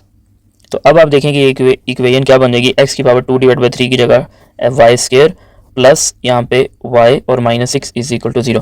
अब हमने ये पुट वगैरह क्यों किया, ये इस वजह से पुट किया कि ताकि ये क्वेश्चन का जो सोल्यूशन है हम इजीली इसको सॉल्व कर सकें। अगर इसी तरह पावर में लिखा रहेगा तो फिर थोड़ा सा मुश्किल होगी। अब इसकी फैक्टर बनाएंगे। फैक्टर ऐसे होने चाहिए कि उन दोनों को मल्टीप्लाई करें तो माइनस 6 आए और ऐड सेपरेट करें तो प्लस 1 आए, प्लस 3 माइनस 2। तो आंसर आएगा प्लस 1 जो कि मिडिल टर्म है और प्लस 3 को मल्टीप्लाई करेंगे माइनस 2 से जो कि माइनस 6 आ रहा है। तो Y square plus 3y minus 2y और फिर आ गया माइनस 6 इज इक्वल टू 0। इन दोनों को सॉल्व करेंगे तो y कॉमन आ गया, y plus 3 minus 2 into y plus 3। तो y प्लस 3 हमने कॉमन ले लिया और y minus 2 is equal to 0 remaining रह गया। अब इसको जब नेक्स्ट सोल्व करेंगे तो इसमें student y plus 3 is equal to 0 और y minus 2 is equal to 0, y is equal to minus 3, एक आंसर ये आ गया और दूसरा जो आंसर है वो आ गया y इज इक्वल टू 2। अब ये तो वैल्यूज जो हैं वो आई हैं y की, लेकिन हमारा जो क्वेश्चन है वो तो था x में, तो अब हम इन दोनों को पुट कर देंगे इस इक्वेशन में जिसको हमने लेट किया था, इक्वेशन नंबर 1 का था, उसमें पुट करेंगे। तो यहाँ पे लिखेंगे put y is equal to minus 3 in equation number 1। तो यहाँ पे ये बन जाएगा x की power 1 divide by 3 is equal to minus 3। और इसी तरह इस साइड पे भी put y is equal to 2 in equation number 1। तो जब इसको सॉल्व करेंगे तो x की power 1 divide by 3 is equal to 2। अब ये तो x की पावर 1 डिवाइड बाई 3 और मुझे तो चाहिए x का आंसर, तो मैं क्या करूँगा, taking cube on both side, x की पावर 1 डिवाइड बाई 3 यानी इस 1 डिवाइड बाई 3 को हमने ख़त्म करना है किसी तरीके से। तो 1 डिवाइड बाई 3 को कैसे ख़त्म करेंगे, क्यूब से, तो ये यहाँ पे ख़त्म हो गया। तो x इसका आंसर आ गया -27, इसका आंसर आ गया -27। और इधर भी क्यूब लेंगे, x की पावर 1 डिवाइड बाई 3, इसका भी क्यूब और 2 पावर 3, ये कट हो गए तो x is equal to 8। 2 power 3 का मतलब 2 को 3 टाइम मल्टीप्लाई करेंगे। तो लास्ट में लिखते हैं इसका सोल्यूशन सेट। तो सोल्यूशन सेट में स्मॉलर आंसर पहले लिख लें और ग्रेटर बाद में लिख लें। अब स्टूडेंट इसी क्वेश्चन का पहले तो इस पेज को करते हैं मिनिमाइज, ताकि आप जो है इसका जो है सोल्यूशन वो देख सकें। अब इस क्वेश्चन, ये जो अभी हमने क्वेश्चन किया है क्वेश्चन नंबर 6, इसका जो सेकंड पार्ट है ना, ये है थ्योरम, और इसकी स्टेटमेंट, ये पेपर आपके पास स्टूडेंट सबके पास होगा, वहाँ से आप इसको रीड कर सकते हैं, और अगर जो है आपको यहाँ पे नज़र आ रहा है तो इधर से भी पढ़ सकते हैं। अब इसकी स्टेटमेंट कुछ यूँ है, prove that the perpendicular from the centre of a circle on a cord bisected. तो ये जो मैंने आपको इंपॉर्टेंट थ्योरम बताए थे उन्हीं में से ये इंपॉर्टेंट है, 9.3 थ्योरम है, ठीक है। तो ये आप अपनी बुक से इसका सोल्यूशन देख सकते हैं। हम चलते हैं नेक्स्ट आगे क्वेश्चन नंबर 2 के पार्ट नंबर 7 पे। जी स्टूडेंट, तो नेक्स्ट हम सोल्व करेंगे क्वेश्चन नंबर 2 का part number 7, solve bye using synthetic division. तो ये भी क्वेश्चन जो है मैंने अपने गेस्ट पेपर में आपको बताया था कि 2.6 एक्सरसाइज से, इसमें मैंने 2 क्वेश्चन बताए थे, क्वेश्चन नंबर 2 और क्वेश्चन नंबर 3। तो ये क्वेश्चन नंबर 3 से रिलेटेड है, लेकिन आपकी बुक से नहीं है। तो हम इसको कैसे सोल्व करेंगे सिंथेटिक डिवीजन से। इसमें एक रूट गिवन है, ठीक है, और हमने इस इक्वेशन को क्या करना है, सोल्व करने का मतलब है कि x की वैल्यूज फाइंड आउट करनी है। x की हाईएस्ट पावर कितनी है, 3, तो इसका मतलब 3 आंसर आने चाहिए। तो अब हम इस इक्वेशन को एक दफ़ा दोबारा लिख लेते हैं, x3 plus x square minus 7x plus 2 is equal to 0। तो यहाँ पे लिखेंगे by using synthetic division method, by using synthetic division method, ये लिख लिया। अब इसमें हमने क्या करना है, ये जो x की पावर लिखनी है इनके कोफिशिएंट लिखने हैं। x की पावर 3 का कोफिशिएंट कितना है, 1, इसका कितना है 1, उसके बाद x1 की पावर की बारी आती है, तो x का कोफिशिएंट कितना -7 और फिर कांस्टेंट टर्म। अब हम इसको सॉल्व करेंगे और यहाँ पे हमें बोला जा रहा है कि जो 2 है वो इसका क्या है, रूट है। तो इसका मतलब लास्ट पे यहाँ पे जो आंसर है वो कितना आना चाहिए, 0 आना चाहिए। 0 का मतलब जो आपकी राइट हैंड साइड पे लिखा हुआ है। तो देखते हैं कि इसका आंसर आता है कि नहीं। यहाँ पे लिखेंगे 2। अब यहाँ पे ये फर्स्ट टर्म तो ऐसे ही आती है 1। अब इन दोनों को करेंगे मल्टीप्लाई, 2 1 ज़ा 2, फिर इन दोनों को ऐड करेंगे 3, फिर इस 2 को इसके साथ मल्टीप्लाई करेंगे 6, सॉरी यहाँ पे लिखना था। तो इन दोनों को सॉल्व करेंगे -1। अब इस 2 को इस -1 से मल्टीप्लाई करेंगे तो यहाँ पे आंसर आएगा -2। इन दोनों को सॉल्व करेंगे तो आंसर आएगा 0। तो जैसा कि आप देख सकते हैं लास्ट में आंसर 0 आने का मतलब है कि ये इसका रूट है। रूट आने का मतलब ये है कि जो आपके पास राइट साइड पे लिखा होगा वही आंसर लेफ्ट साइड का आना चाहिए उसमें पुट करने से। अब हम यहाँ पे अब इसको लिखेंगे next, depressed equation is, now the depressed equation is, depressed का मतलब है कि इसकी पावर अब कम हो गई है। अब देखेंगे पहले कितनी टर्म थी 4, तो हाईएस्ट पावर कितनी थी 3। अब कितनी टर्म है 3, तो हाईएस्ट पावर कितनी होगी 2। जैसे देखें ये आएगी कांस्टेंट टर्म, ये x की पावर 1 वाली टर्म और ये x की पावर 2 वाली टर्म। तो यहाँ पे लिखते हैं एक्स स्क्वायर प्लस 3। अब इसको लिखने का मैं एक तरीका भी आपको बता देता हूँ, पहले आप इस तरह से लिख लें। यहाँ पे 1 आया है, यहाँ पे +3 आया है और इधर -1 है, ये हमने लिख लिया। अब लास्ट वाली कांस्टेंट टर्म और ये वाली होगी x वाली टर्म और ये होगी एक्स स्क्वायर, इस तरह भी आप लिख सकते हैं। तो इसको आप सही करके लिखें तो ये होगा एक्स स्क्वायर प्लस 3x - 1। अब इस इक्वेशन को हमने क्या करना है, सॉल्व। अब इसकी फैक्टराइजेशन तो नहीं होगी, तो इस पर लगेगा क्वाड्रेटिक फार्मूला। तो क्वाड्रेटिक फार्मूले के अकॉर्डिंग यहाँ पे a की वैल्यू है 1, b की वैल्यू है 3 और c की वैल्यू है -1। तो quadratic formula x is equal to -b plus minus square root of b square -4ac divide by 2a। तो जब इसको मज़ीद हम सिंप्लीफाई करेंगे तो x is equal to -3 plus -3 का स्क्वायर -4 इंटू 1 इंटू -1। तो ये स्टूडेंट कितना आंसर आपके पास आ जाएगा 2 इंटू 1 -3 का स्क्वायर कितना आ जाएगा 9 प्लस 4 डिवाइड बाई 2। तो x is equal to -3 plus minus के रूट ऑफ 13 डिवाइड बाई 2। तो ये मज़ीद सोल्व नहीं होगा, तो यही इसके दो रूट्स होंगे यहाँ पे, ठीक है। तो हम यहाँ पे लिखेंगे 100, ठीक है। एंड पे यहाँ पे क्या लिख देंगे आप इसके साथ, मैं आपको बता देता हूँ कि 100 ये जो इक्वेशन है इसके रूट्स कौन कौन से हैं। एक तो वो स्टार्ट पे 2 था और उसके बाद दो रूट्स इसके ये हैं। तो आप यहाँ पे स्टेटमेंट लिख लीजिएगा, so the roots of given equation इस तरह से करके लिख लीजिएगा। तो ये दो रूट्स इसके आगे हैं और एक 2 था। पेज को मैं कर देता हूँ मिनिमाइज, ताकि आप अगर इसका स्क्रीनशॉट लेना चाहें तो वो ले सकते हैं, ठीक है। नेक्स्ट अब हम चलते हैं इसके सेकंड पार्ट की तरफ, जो कि चैप्टर नंबर 4 से है, अगेन पार्शियल फ्रैक्शन से। जी स्टूडेंट, तो नेक्स्ट हम सॉल्व करेंगे क्वेश्चन नंबर 2 के पार्ट नंबर 7 का सेकंड पार्ट, जो कि और के बाद वाला पार्ट है, जो कि पार्शियल फ्रैक्शन से रिलेटेड है। ये क्वेश्चन लिखा हुआ है, इसमें हमने पार्शियल फ्रैक्शन इसकी बनानी है। तो ये स्टूडेंट एक्सरसाइज 4.3 का क्वेश्चन है। ये भी मैंने आपको बताया था इस पेपर में, लेकिन मैंने ये बोला था कि इस एक्सरसाइज से लॉन्ग क्वेश्चन आएगा, लेकिन लॉन्ग नहीं आया, शॉर्ट क्वेश्चन आया। लेकिन बताया ज़रूर था कि 4.3 और 4.4 में से लॉन्ग क्वेश्चन पूछा जा सकता है। तो ये स्टूडेंट हमारे पास है प्रॉपर फ्रैक्शन, तो हम यहाँ पे लिखेंगे it is a proper fraction. अब प्रॉपर फ्रैक्शन है तो हम इसको क्या कर सकते हैं, डायरेक्टली लेट कर सकते हैं। तो लेट करेंगे, यहाँ पे लिखेंगे 11x - 6 divide by x + 2 multiply by x square plus 3। मुझे कैसे पता चला है 4.3 का क्वेश्चन है, इस एक्सप्रेशन से। Irreducible non repeated irreducible quadratic factor है। तो अब हम इसको पहले सही करके, ठीक है, इस फैक्टर से मुझे पता चला। अब इसको जब लेट करेंगे a डिवाइड बाय x + 2 और इसको क्वाड्रेटिक वाले को लिखेंगे bx + c। और अगर आपको याद हो और 2024 के जो पेपर मैंने आपको सोल्व करवाए थे उसमें इस तरह का क्वेश्चन भी मैंने सोल्व करवाया था, ताकि आपकी प्रैक्टिस हो जाए। तो ये हमने लिखा। अब इसके बाद इसका डिनोमिनेटर रिमूव करेंगे, तो यहाँ पे लिखेंगे मल्टीप्लाइंग, ये एलसीएम आएगा, इसे मल्टीप्लाई करेंगे, मल्टीप्लाइंग बोथ साइड बाय किसे मल्टीप्लाई करेंगे x + 2 multiply by x square plus 3। तो एक्स स्क्वायर प्लस 3 से जब सारी टर्म्स को मल्टीप्लाई करेंगे तो हमारे पास आंसर क्या आएगा, इस साइड पे आएगा 11x - 6। यहाँ पे क्या होगा, x + 2 वाला एक्सप्रेशन इसके साथ सोल्व हो जाएगा, यानी कैंसिल हो जाएगा। तो a के साथ मल्टीप्लाई करेंगे x स्क्वायर प्लस 3 और bx + c जो है इसका डिनोमिनेटर x स्क्वायर प्लस 3 वो इससे कैंसिल हो जाएगा, तो रिमेनिंग बचेगा x + 2। इसको हम बोलते हैं इक्वेशन नंबर 2।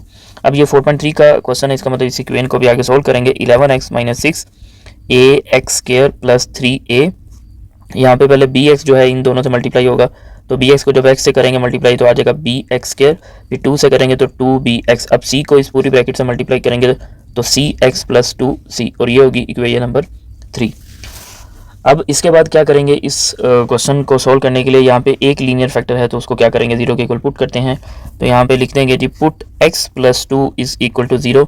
तो यहाँ से x की जो वैल्यू आएगी वो आएगी -2, और इसको पुट करेंगे इक्वेशन नंबर 2 में। इक्वेशन नंबर 2 कौन सी है, इसको मैं अच्छे से हाईलाइट कर देता हूँ ताकि आपको कोई प्रॉब्लम नहीं हो। 3 में भी कर सकते हैं, लेकिन 3 में जो कैलकुलेशन है वो थोड़ा लेंथी हो जाएगी। तो इस इक्वेशन नंबर 2 में जहाँ पे x है उधर उधर क्या लिख देंगे, -2। 11 multiply by -2 -6 = a multiply by -2 का स्क्वायर प्लस 3, और यहाँ पे b इंटू -2 प्लस c, फिर उसके बाद ब्रैकेट, और यहाँ पे लिख देंगे 0, इसकी जगह डायरेक्ट 0। तो ये हो जाएगा -22 - 6 a इंटू ये हो जाएगा जी 4 + 3, और ये सारा एक्सप्रेशन 0 इसकी वजह से, ठीक है, ये 0 की वजह से। -28 = a मल्टीप्लाई बाय 7, तो 7 जो है इस साइड पे आके डिवाइड हो जाएगा, तो a का जो आंसर है वो आ गया -4।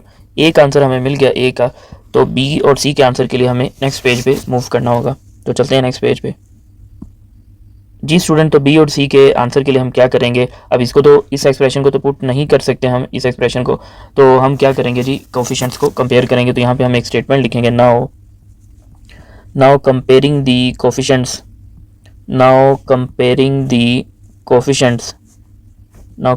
कोफिशिएंट्स इन इक्वेशन नंबर 3। तो इस इक्वेशन में, ये इक्वेशन नंबर 3, इसमें देखेंगे हम सबसे हाईएस्ट जो पावर है वो x की वो कितनी है, तो वो स्टूडेंट आपको नज़र आ रही होगी 2 पावर है। राइट साइड से देखनी है, लेफ्ट साइड से नहीं देखनी, राइट साइड यहाँ पे अननाउंस होंगे। तो अब यहाँ पे हम लिखेंगे कि सबसे पहले हम कंपैरिजन करने लगे हैं कोफिशिएंट ऑफ एक्स स्क्वायर का इस तरह से हेडिंग दे लेंगे। अब देखें इस साइड पे एक्स स्क्वायर का कोफिशिएंट क्या, लेफ्ट साइड पे कुछ भी नहीं है तो 0 लिखेंगे, और राइट साइड पे है a प्लस बी। तो a की वैल्यू मुझे पता है तो b की वैल्यू भी उसी तरह से हम सोल्व कर लेंगे। तो b की वैल्यू यहाँ पे आ गई जी 4, ये हमने b की वैल्यू भी फाइंड आउट कर ली। अब करते हैं कोफिशिएंट ऑफ x का कंपैरिजन। कोफिशिएंट ऑफ x, तो कोफिशिएंट ऑफ x इस साइड पे x का कोफिशिएंट कितना है 11 इज इक्वल टू इस साइड पे x का कोफिशिएंट है ये 2b और प्लस c ये वाला। तो 11 is equal to 2 multiply by b की वैल्यू और प्लस c, तो ये हो जाएगा 11 minus 8 plus c is equal to c। तो c का आंसर कितना आ गया 3। अब ये तीनों जो वैल्यूज़ हैं, ये तीनों की तीनों जो वैल्यूज़ हैं हमने इक्वेशन नंबर 1 में पुट कर देनी है, इक्वेशन नंबर 1 में पुट कर देनी है। और इक्वेशन नंबर जो 1 है वो हमारे पास है स्टूडेंट ये वाली पूरी, क्या हो गया ये वाली इक्वेशन 1 है, इसमें पुट कर देंगे ये वाली इक्वेशन जिसको मैं अच्छे से हाईलाइट कर रहा हूँ। तो इसमें पुट कर देंगे, तो यहाँ पे लिखेंगे नाउ इक्वेशन 1 बिकम्स, तो इसमें जब पुट करेंगे तो ये आएगा 11x minus 6 divide by x plus 2 multiply by x square plus 3 is equal to a की वैल्यू सबसे पहले लिखेंगे -4 divide by x plus 2 plus b की जगह उसकी वैल्यू b की वैल्यू कितनी आई है, b की वैल्यू आई है जी 4 इंटू एक्स प्लस c की वैल्यू 3 और divide bye x square plus 3। तो जब इसको मजीद अच्छा करके लिखेंगे -4 डिवाइड बाय एक्स प्लस 2 और ये 4x plus 3 divide by x square plus 3। आप चेक करना चाहते हैं कि आपका आंसर गलत है कि सही है, तो आप इन दोनों फ्रैक्शन को जिनको मैं हाईलाइट कर रहा हूँ, इन दोनों फ्रैक्शन को क्या करें, ऐड कर लें। ऐड करने से अगर ये वाली फ्रैक्शन बन जाती है, ठीक है, तो इसका मतलब आपका आंसर सही है। मैंने ऐड करके देखा बिल्कुल यही बनती है, तो आप बेफिक्र रहें। अब हम नेक्स्ट करेंगे जी क्वेश्चन नंबर 8 पे चलते हैं, ठीक है। उसके लिए हमें नेक्स्ट पेज पे मूव करना होगा जी स्टूडेंट। तो नेक्स्ट हमारे पास है क्वेश्चन नंबर 8। क्वेश्चन नंबर 8 का फर्स्ट पार्ट पहले हम सॉल्व करेंगे। क्वेश्चन नंबर 2 का पार्ट नंबर 8, ये वाला जो पार्ट है जिसको मैं हाईलाइट कर रहा हूँ। अब ये पार्ट अगर मैं आपको बताऊं तो ये जो मैंने गेस्ट पेपर बताया था आपको एक्सरसाइज 7.3 से रिलेटेड, वहाँ पे मैंने आपको कुछ शॉर्ट क्वेश्चन जो है मार्क करवाए थे और ये भी बोला था कि इस तरह के क्वेश्चन पेपर में आएंगे, तो ये उस क्वेश्चन से रिलेटेड है। अब इस क्वेश्चन को पहले पढ़ लेते हैं।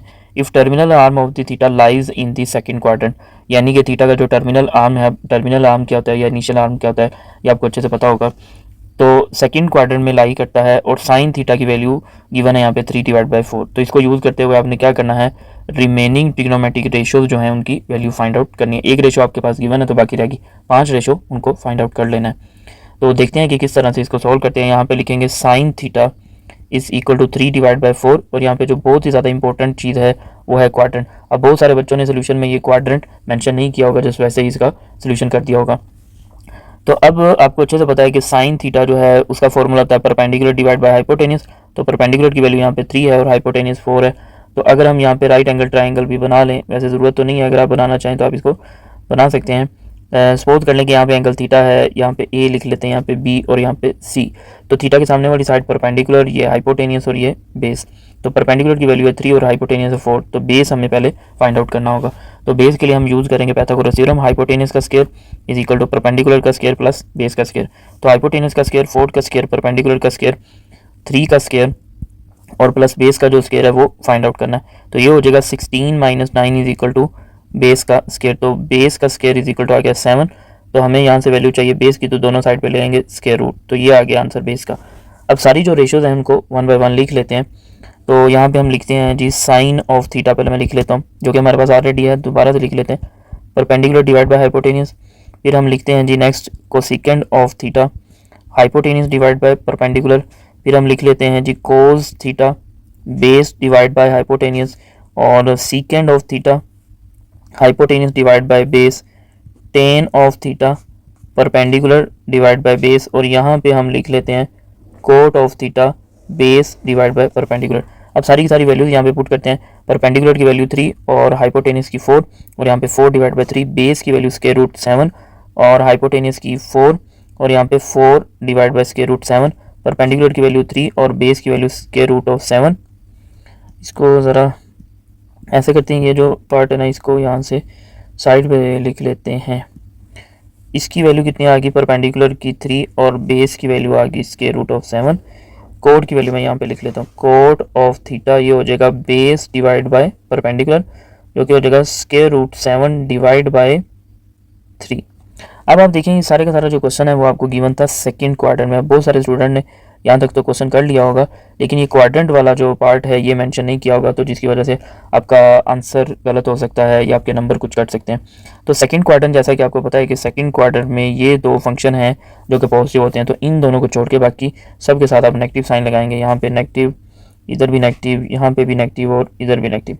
अब हो सकता है कि इस क्वेश्चन का जो सोल्यूशन है बहुत सारे स्टूडेंट ने ऐसे ना किया हो, उन्होंने इस क्वेश्चन का सोल्यूशन कुछ ऐसे किया हो कि सेकंड क्वाड्रेंट में डायग्राम बना के, तो उस मेथड से भी आप इसको कर सकते हैं। ठीक है, अब नेक्स्ट स्टूडेंट जो है हम इसी क्वेश्चन नंबर 2 के पार्ट नंबर 8 का जो और के बाद वाला पार्ट है उसको सॉल्व करेंगे। तो उसके लिए नेक्स्ट पेज पे मूव करना होगा हमें।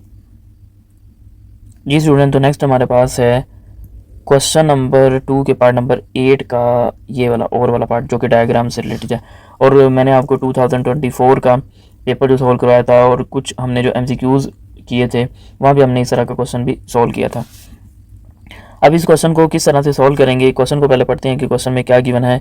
इस क्वेश्चन में ये कह रहे हैं, क्वेश्चन के अंदर ये कहा जा रहा है कि find the distance between centre A and B। ये जैसा कि मैंने यहाँ पे लिखा हुआ है कि एक सर्कल है, उसका सेंटर A और दूसरे का सेंटर B है, तो इन दोनों के दरमियान डिस्टेंस यानी A से लेकर B तक की लेंथ फाइंड आउट करनी है।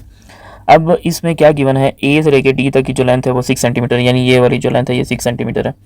उसके बाद B से D ये कितनी है 5 सेंटीमीटर, तो हमने, और C-D ये वाली ये कितनी है 4 सेंटीमीटर। तो हमने क्या करना है जी, इन दोनों ट्राइंगल को सोल्व करना है और सोल्व करने के बाद हमने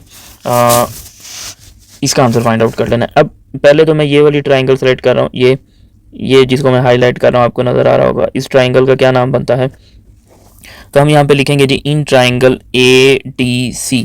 अब ये एक राइट एंगल ट्राइंगल है, जैसा कि देखिए यहाँ पे 90 का एंगल बना हुआ है। तो इस ट्राइंगल में हम यूज़ करेंगे पाइथागोरस थ्योरम, हाइपोटेनस का स्क्वायर, परपेंडिकुलर का स्क्वायर और बेस का स्क्वायर। तो हाइपोटेनस का जो स्क्वायर है वो यहाँ पे है AD का स्क्वायर, और परपेंडिकुलर कौन है, ये वाला परपेंडिकुलर है यहाँ पे CD, तो यहाँ पे लिख देंगे CD का जो स्क्वायर, और बेस कौन है, ये वाली साइड है ये वाली, इसको हम लिख देंगे AC।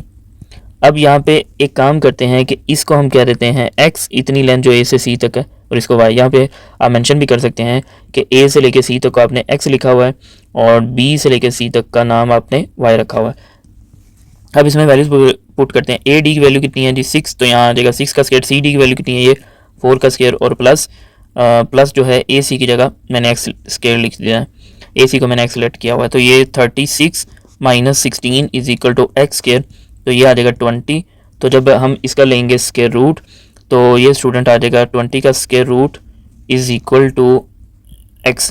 तो इसको जब आप सोल्व करेंगे तो x is equal to, calculator से इसको सोल्व करेंगे तो ये आ जाएगा 2 स्क्वायर रूट ऑफ 5, या अगर आप डेसिमल में लिखना चाहें तो डेसिमल में भी लिख सकते हैं आप इसको। ठीक है, अच्छा जी, अब हम दूसरी ट्राइंगल को सोल्व करते हैं। तो ये वाली ट्राइंगल को, इसको मैं डिफरेंट कलर से हाईलाइट करता हूँ। ये वाली जो ट्राइंगल है, ये जो जिसको मैं हाईलाइट कर रहा हूँ, ये आपको नज़र आ रही होगी BCD। तो हम यहाँ पे लिखेंगे इन ट्राइंगल BCD। अब इस ट्राइंगल में भी पाइथागोरस थ्योरम यूज़ करेंगे, हाइपोटेनस का square is equal to perpendicular का स्क्वायर और बेस का स्क्वायर।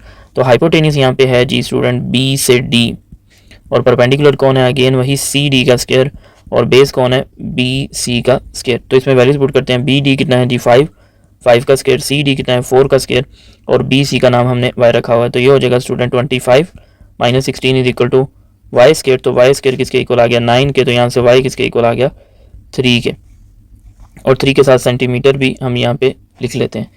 अच्छा, अब हम क्या करेंगे, यहाँ पे भी इसके साथ क्या करते हैं, इसको थोड़ा सा रिमूव करके इसके साथ भी सेंटीमीटर लिख देता हूँ मैं। ये था 2 स्क्वायर रूट ऑफ 5 और इसके साथ भी सेंटीमीटर। अब हम यहाँ पे लिखेंगे नाउ हमें डिस्टेंस फाइंड आउट करना है, distance between A and B जो कि बनता है A से लेके B तक, और A से लेके B तक ये लेंथ किसके इक्वल है, अगर मैं आपको डायग्राम से दिखाऊं तो A से लेके B तक लेंथ जो इक्वल है वो है पहले A से C और फिर C से B, A से C फिर C से B। आप देख सकते हैं इसके दो पार्ट हैं, पहला पार्ट A से C और फिर C से B, तो इसको दो पार्ट्स में हम लिख लेंगे। तो कैसे लिखेंगे, हम यहाँ पे लिखते हैं पहले जी कि ये इक्वल है A से C और फिर C से B। तो A से लेके जो C है इसका नाम हमने रखा हुआ है x और इसका नाम y। तो x का आंसर है 2 स्क्वायर रूट ऑफ 5 और ये 3। तो ये टोटल आपके पास जो आंसर है वो कितना आंसर बन जाएगा, इसको आप कैलकुलेटर पे ऐड कर सकते हैं। इसको जब कैलकुलेटर पे ऐड करेंगे तो देखते हैं इसका आंसर क्या आता है। तो स्टूडेंट इसका आंसर आएगा 7.47 सेंटीमीटर।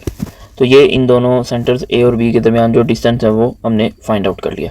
ये क्वेश्चन नंबर 8 का और वाला पार्ट था, ये वाला पार्ट। अब हम जो लास्ट क्वेश्चन है सेक्शन बी का, क्वेश्चन नंबर 2 का लास्ट पार्ट जो है उसको सॉल्व करते हैं। तो उसके लिए ये मूव करेंगे हम नेक्स्ट पेज पे। जी स्टूडेंट, तो नेक्स्ट हम क्वेश्चन 2 के लास्ट पार्ट नंबर 9 का फर्स्ट पार्ट सॉल्व करते हैं। और ये भी जो मैंने आपको अपना गैस बताया हुआ था, उसमें एक्सरसाइज 5.5 का क्वेश्चन 5 आपको बताया था कि इस तरह का क्वेश्चन आपसे पूछा जा सकता है। तो बुक से तो नहीं है, लेकिन जो है उसी तरह का ही क्वेश्चन है। तो यहाँ पे स्टूडेंट हमने क्या करना है, इसमें ये बोला जा रहा है for the given set find R. ये जो रिलेशन आर है इसको फाइंड आउट करना है। अब इसके लिए तो सबसे पहले स्टूडेंट आपको पता होना चाहिए कि रिलेशन क्या होता है। रिलेशन जो है वो क्या होता है, वो सब सेट होता है किसका, ए कार्टेशियन प्रोडक्ट बी का। ठीक है, ए कार्टेशियन प्रोडक्ट बी का, यानी दो सेट्स को आप मल्टीप्लाई करें तो उसका जो कोई भी सबसेट होगा उसको हम क्या बोलेंगे, रिलेशन। तो हमें यहाँ पे ए कार्टेशियन प्रोडक्ट बी यहाँ पे फाइंड आउट करना है पहले। उसमें ए का सेट भी गिवन है और बी का सेट भी। तो स्टार्ट करते हैं ए मल्टीप्लाई बाय बी या ए कार्टेशियन प्रोडक्ट बी। तो यहाँ पे 1 2 4 एंड 8 ए के ये एलिमेंट है और मल्टीप्लाई बाय बी के एलिमेंट्स हैं 3 एंड 9। अब इसको किस तरह से मल्टीप्लाई करेंगे, पहले जो 1 है वो इन दोनों के साथ क्या होगा, मल्टीप्लाई। तो जब भी हम दो सेट्स की मल्टीप्लिकेशन करते हैं तो उनका जो आंसर है वो आता है इस फॉर्म में, ए कॉमा बी आप कह लें या x comma y, order pair की फॉर्म में आता है। और इसमें जो एक्स या पहला एलिमेंट होता है वो फर्स्ट सेट से बिलोंग करता है और ये सेकंड सेट से बिलोंग करता है। तो इस तरह से हमने इन दोनों सेट्स की क्या करनी है, मल्टीप्लिकेशन करनी है।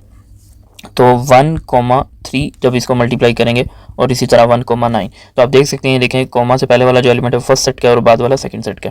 अब इसी तरह 2 को भी मल्टीप्लाई करेंगे तो ये हो जाएगा 2,3 और 2,9। अब फिर 4 को करेंगे तो 4,3 4,9 और फिर 8 को जब करेंगे तो ये आ जाएगा 8 को जब करेंगे तो आएगा 8,3 और 8,9। तो स्टूडेंट इसमें थे टोटल 4 एलिमेंट्स और इसमें थे 2। तो टोटल जो आपके पास आंसर आए वो 8 आए। काउंट भी कर लेते हैं, 1 2 3 4 5 6 7 एंड 8। अब हम यहाँ पे लिखते हैं रिलेशन, जो कि मुझे यहाँ पे बना के दिखाना है। रिलेशन में आपको कहा जा रहा है कि ऐसे ऑर्डर पेयर एक्स वाई ऐसे ऑर्डर पेयर हों सच दैट कि एक्स और वाई का जो आंसर है वो बिलोंग करे ओ को। और ओ कौन सा सेट होता है, ओ होता है ओड नंबर्स का सेट। ठीक है, अब ओड नंबर्स ऐसे नंबर होते हैं जो कि 2 के टेबल पे डिवाइड नहीं होते।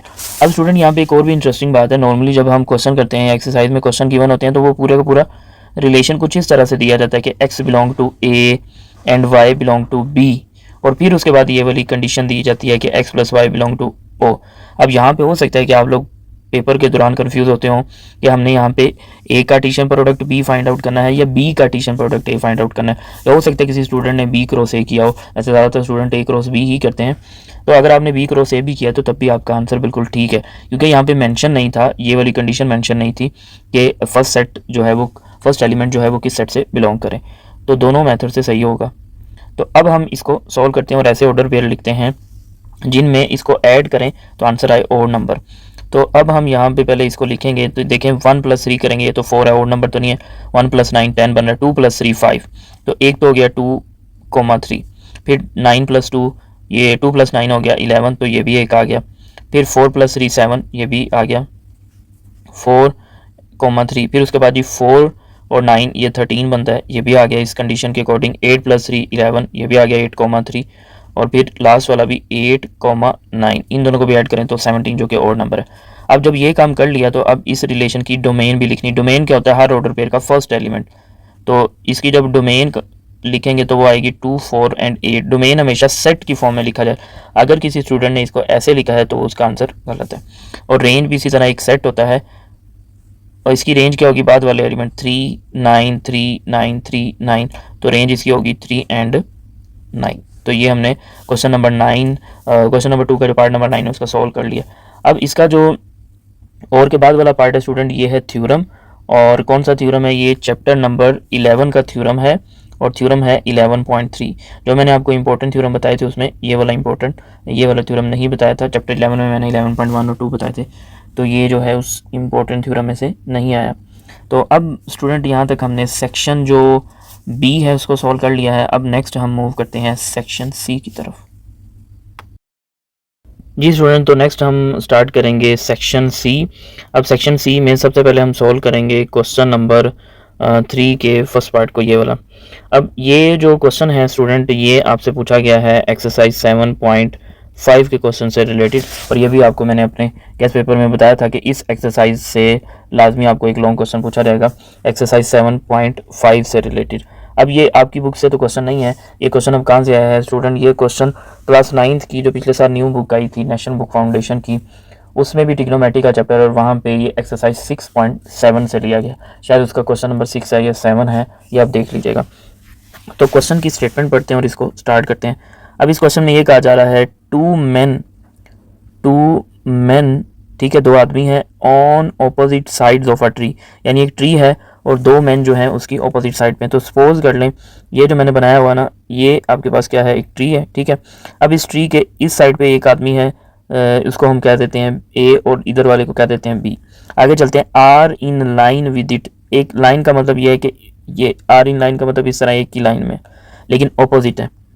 अच्छा, उसके बाद they observe that angles of elevation. अब एंगल्स ऑफ एलिवेशन क्या होता है कि अब नीचे खड़े होकर किसी चीज़ को ऊपर की तरफ देखते हैं। जैसे अक्सर ये होता है कि एरोप्लेन वगैरह गुजर रहा होता है तो हम नीचे होते हैं और एरोप्लेन ऊपर होता है तो उसकी तरफ देख रहे होते हैं। तो हाइट पे किसी चीज़ के साथ जो एंगल बनेगा उसको हम क्या बोलेंगे, एंगल ऑफ एलिवेशन।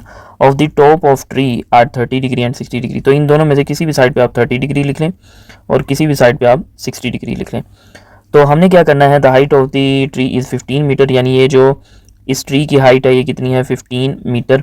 तो हमने क्या करना है, डिस्टेंस फाइंड करना है बिटवीन मैन, यानी कि सपोज कर लें कि अगर ये वाला जो पॉइंट है ये सी है, इतने डिस्टेंस को एक्स कहते हैं, इसको वाई कहते हैं। तो हमने ये यहाँ से लेके यहाँ तक ये डिस्टेंस फाइंड करना है, एक्स प्लस वाई, यानी कि फाइंड आउट करना है।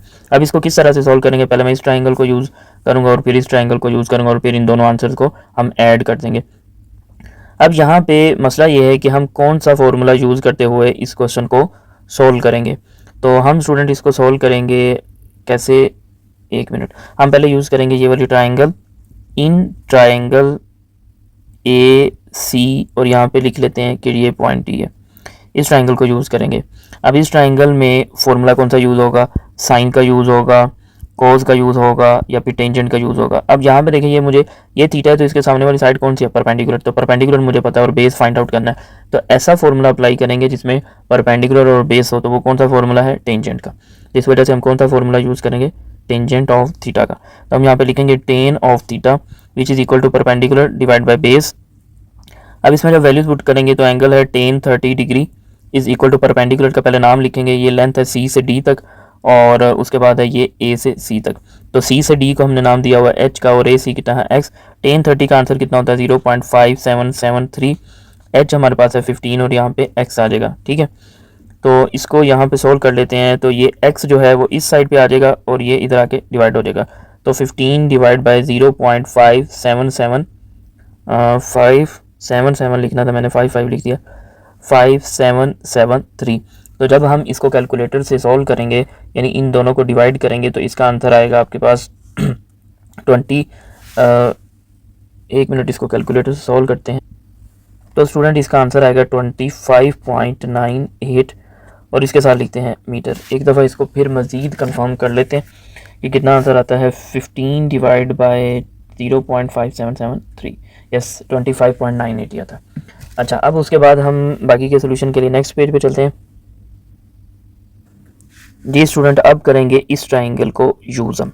तो इसके लिए हम लिखेंगे इन ट्राइंगल, इस ट्राइंगल का नाम क्या है जी, बी सी डी, ये वाली जो राइट साइड पे ट्राइंगल बन रही है।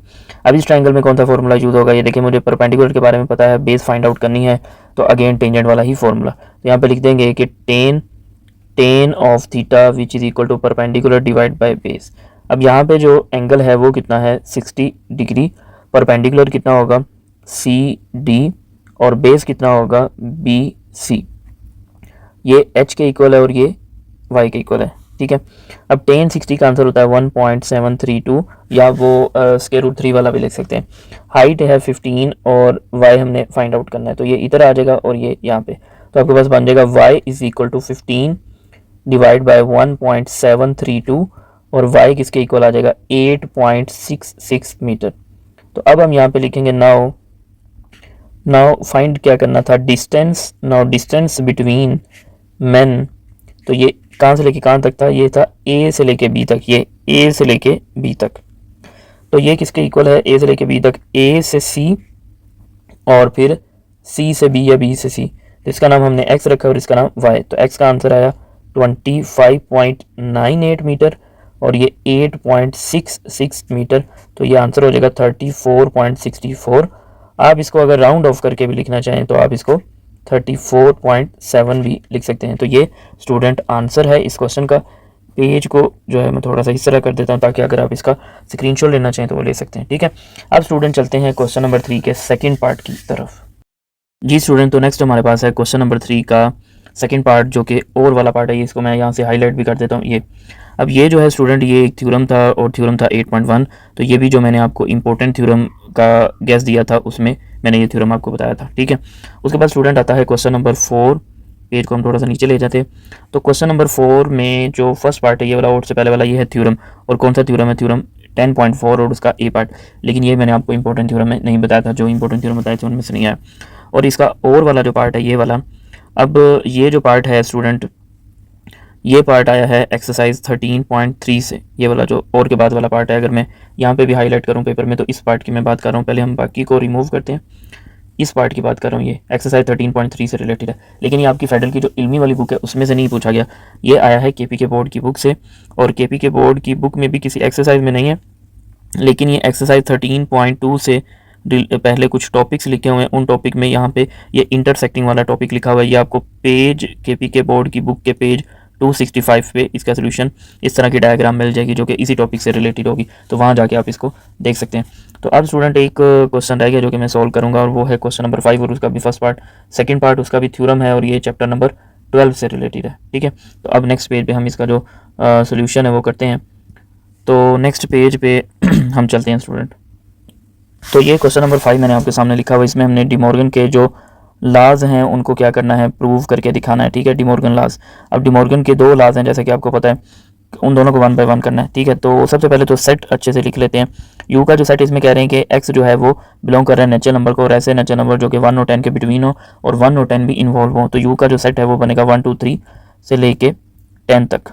अच्छा, उसके बाद है जी ए का सेट। ए का सेट है, इसमें आएंगे प्राइम नंबर्स, और ऐसे प्राइम नंबर जो 1 और 10 के बिटवीन हो। तो स्टूडेंट आपने एक बात याद रखनी है, 1 और 10 के बिटवीन जो प्राइम नंबर्स हैं वो टोटल हैं 4, ठीक है। वो कौन कौन से हैं, एक है 2, फिर 3, 5 और 7। अब बहुत सारे बच्चों ने इसको प्राइम नंबर में 1 भी लिखा होगा, 1 2 3, तो उनका फिर गलत होगा, ठीक है। मतलब सारा तो नहीं गलत होगा, कुछ नंबर कटेंगे। तो बी का जो सेट है इसमें है ऑड नंबर्स, ऐसे ऑड नंबर जो 1 और 10 के बिटवीन है लेकिन उनमें 1 शामिल है। तो 1 3 5 7 और 9। तो पहला काम तो ये है कि स्टूडेंट ये आपको अच्छे से लिखना है। अब मैं पहले एक लॉ लिख लेता हूँ, उसको हम प्रूव करते हैं। ए यूनियन बी का कॉम्प्लीमेंट, ए यूनियन बी का होल कॉम्प्लीमेंट, ठीक है, ये इक्वल होगा किसके, A complement intersection B complement. तो पहले लेफ्ट हैंड साइड को सोल्व करते हैं। तो लेफ्ट हैंड साइड को किस तरह से, पहले तो लिख लेते हैं कि लेफ्ट हैंड साइड है क्या, ए यूनियन बी का कॉम्प्लीमेंट। तो हम पहले ए यूनियन बी को सोल्व करेंगे। तो ए का साइड लिखेंगे, ए का साइड है 2 3 5 एंड 7, और यूनियन बी का जो सेट है वो है 1 3 5 7 एंड 9। अब इसका यूनियन का मतलब है कि दोनों के एलिमेंट्स को इकट्ठा करना है। तो इकट्ठा करेंगे 1 2 3, 3 के बाद 5 7 एंड 9। तो देख लें ये 3 जो है वो 2 टाइम था तो इसलिए एक दफ़ा लिखा, 5 और 7 भी 2 टाइम थे इसलिए एक दफ़ा लिखा। तो फिर पीछे बच गया 1, फिर 2, फिर 3, फिर 5, फिर 7 और फिर 9। तो ये आंसर आ गया ए यूनियन बी का। अब हम यहाँ पे लिखेंगे कि अब हमें आंसर चाहिए ए यूनियन बी के कॉम्प्लीमेंट का। तो ये किसके इक्वल होगा, u minus A union B. तो इसके लिए हम पहले u का सेट लिखेंगे 1 2 3 और ये कहाँ तक है 10 तक, और फिर माइनस 1 2 3 5 7 एंड 9। अब माइनस का मतलब होता है कि हमने ऐसे एलिमेंट्स लिखने जो फर्स्ट सेट में तो हों, इस फर्स्ट सेट में हो लेकिन सेकंड सेट में नहीं हो। तो अब इसको किस तरह से लेके चलेंगे आगे, कैसे सॉल्व करेंगे, इसका आंसर क्या होगा। अब 1 तो नहीं आएगा क्योंकि 1 यहाँ पे है। अब इसको करने का एक और तरीका ये भी है कि आप पहले सारे एलिमेंट्स लिख लें। ये देखिए 10 तक हम सारे लिख लेते हैं। अब इनमें से जो यहाँ पे हैं उनको आप क्रॉस कर दें। 1 भी है सेकंड सेट में, 2 भी है, 3 भी है, 5 भी है, 7 भी है, 9 भी है। तो जो बाकी बच गए वो आपका आंसर है। तो बाकी क्या रह गया 4 6 8 एंड 10। ये आंसर आ गया ए यूनियन बी का होल कम्प्लीमेंट का आंसर, ठीक है, लेफ्ट हैंड साइड का। अब इसकी राइट हैंड साइड हम करते हैं। तो राइट हैंड साइड देखते हैं कि कैसे सॉल्व करते हैं। Right hand side is equal to A complement intersection B complement. तो पहले हम फाइंड करेंगे ए कॉम्प्लीमेंट जो कि इक्वल होगा u माइनस ए के। तो u का सेट आएगा 1 2 3 अप टू 100 टू 10 माइनस ए का सेट क्या था 2 3 5 एंड 7, 2 3 5 7 ऐसे एलिमेंट लिखेंगे जो इस सेट में हो, इस सेट में ना हो। तो वो कौन कौन से एलिमेंट हैं? 1 4 1 4 1 4 के बाद 6 8 9 एंड 10। तो ये आ गया ए कॉम्प्लीमेंट का आंसर। अब हम बी कॉम्प्लीमेंट का भी आंसर फाइंड करते हैं। उसके लिए हम चलते हैं नेक्स्ट पेज पे। तो अब स्टूडेंट फाइंड करेंगे बी कॉम्प्लीमेंट का आंसर। तो बी कॉम्प्लीमेंट का आंसर होगा u माइनस बी। तो पहले हम करेंगे किसको, u के एलिमेंट्स लिखेंगे यूनिवर्सल सेट के जो कि 10 तक हैं, फिर माइनस बी के एलिमेंट्स लिखेंगे जो कि और नंबर हैं 1 3 5 7 एंड 9। अब माइनस का मतलब है कि ऐसे एलिमेंट्स लिखेंगे जो इस सेट में तो हों, इस सेट में नहीं हो। तो जब इसको सॉल्व करेंगे तो इसका आंसर आ जाएगा स्टूडेंट हमारे पास, यहाँ पे सारे के सारे और नंबर हैं, तो आंसर में क्या आएगा? Even number 2 4 6 8 and 10। तो ये हमने बी कॉम्प्लीमेंट भी फाइंड आउट कर लिया। अब लिखेंगे now A complement intersection B complement. तो ए कॉम्प्लीमेंट का आंसर हमने क्या फाइंड किया था, जो कि मैंने यहाँ पे लिखा हुआ है, इसको यहाँ पे लिख लेते हैं। इसका आंसर था 1 4 6 8 9 एंड 10। फिर आगे लिखा इंटरसेक्शन। अब लिखते हैं बी कॉम्प्लीमेंट का आंसर जो कि है 2 4 6 8 एंड 10।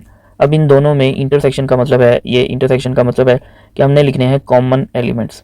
तो कॉमन इनमें क्या है? 4 4 के बाद 6 6 के बाद 8 और 10 8 और 10। तो ये आंसर आ गया।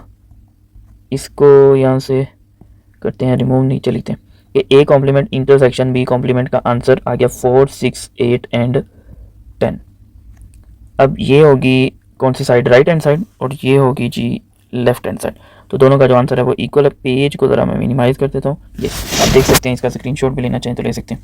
अभी हमने किया एक ला प्रूफ, अब करते हैं दूसरा ला प्रूफ। तो उसके लिए नेक्स्ट पेज पे जाते हैं जी स्टूडेंट। तो मैंने सेकंड लॉ लिख लिया डी मॉर्गन का, अब इसको प्रूव करते हैं।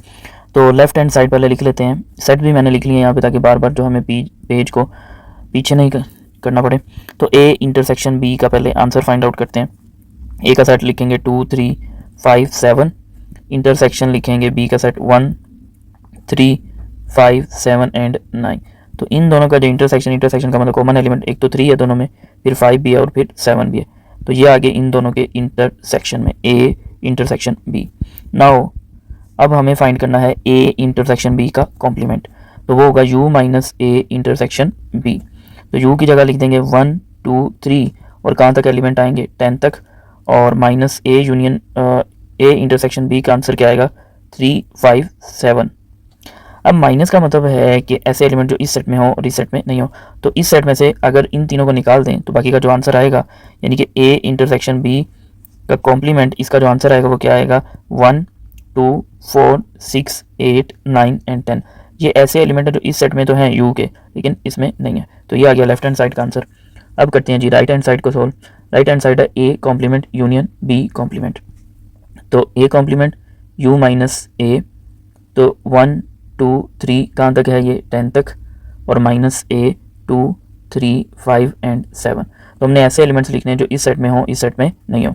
तो जब इनको माइनस करेंगे तो इन चारों को निकाल दें, बाकी का जो आंसर होगा वो आपके पास फाइनल आंसर होगा 1 के बाद 4 4 के बाद 6 8 9 एंड 10। ये आंसर आ गया ए कॉम्प्लीमेंट का। एंड अब आंसर फाइंड आउट करेंगे बी कॉम्प्लीमेंट का, जो कि आंसर है u माइनस बी। तो u माइनस बी में क्या आ जाएगा? 1 2 3 10 तक काउंटिंग, और माइनस बी सेट जो है वो आ गया 1 3 5 7 एंड 9। तो कितना आंसर आ गया? माइनस कर रहे हैं तो ऐसे एलिमेंट लिखने जो इस सेट में हो और इस सेट में नहीं हो, तो इनको निकाल दें यानी और नंबर्स को। तो 2 4 6 8 एंड 10 आंसर आ जाएगा। Now A complement union B complement. तो ए कॉम्प्लीमेंट का आंसर ये है 1 4 6 8 9 एंड 10, और यूनियन 2 4 6 8 एंड 10। तो इन दोनों को जब कंबाइन करेंगे तो आंसर आएगा 1 2 4 6 8 9 एंड 10। अच्छा, ये आंसर आ गया राइट हैंड साइड का। अब देखते हैं कि लेफ्ट और राइट दोनों का आंसर सेम है। ये लेफ्ट का आंसर 1 2 4 6 8 9 10 और ये राइट का। तो इस तरह से हमने जो है ये क्वेश्चन भी सोल्व कर लिया। अच्छा, जो इस पेपर में सबसे लास्ट क्वेश्चन है वो था स्टूडेंट थ्योरम, यानी इसी क्वेश्चन नंबर 5 का जो और वाला पार्ट था वो था स्टूडेंट थ्योरम। और थ्योरम भी कौन सा था एक दफ़ा मैं आपको दिखा देता हूँ जी स्टूडेंट। तो ये मैंने मार्क कर दिया है, ये जो मार्क किया हुआ ये वाला क्वेश्चन नंबर 5 का सेकंड पार्ट, ये थ्योरम है जिसकी थोड़ी सी मैंने स्टेटमेंट लिखी है। ये थ्योरम स्टूडेंट चैप्टर नंबर 12 से आया। Prove that the measure of central angle of A minor arc yes, chapter number 12 और ये 12.1 थ्योरम है और ये भी मैंने आपको अपने गेस्ट पेपर में बताया था। तो इसी के साथ ही हमारा आज का लेक्चर यहाँ पे कंप्लीट होता है। तो मैंने कोशिश की कि काफ़ी ज़्यादा डिटेल में आपको चीज़ें समझाई जाएँ ताकि आपको अच्छे तरह मेथड भी पता चले और आंसर भी। अगर आपको मेरी वीडियो अच्छी लगी है तो वीडियो को ज़रूर लाइक कीजिएगा और अपने दोस्तों के साथ भी इसको शेयर कीजिएगा। अब आगे जाके अगर टाइम मिला तो इंशाल्लाह मैं कोशिश करूँगा कि जिस तरह हार्ड एरिया का paper completely in detail solve किया, ऑब्जेक्टिव एंड सब्जेक्टिव, इस तरह जो है सॉफ्ट एरिया का पेपर भी सॉल्व किया जाए। अल्लाह हाफिज़।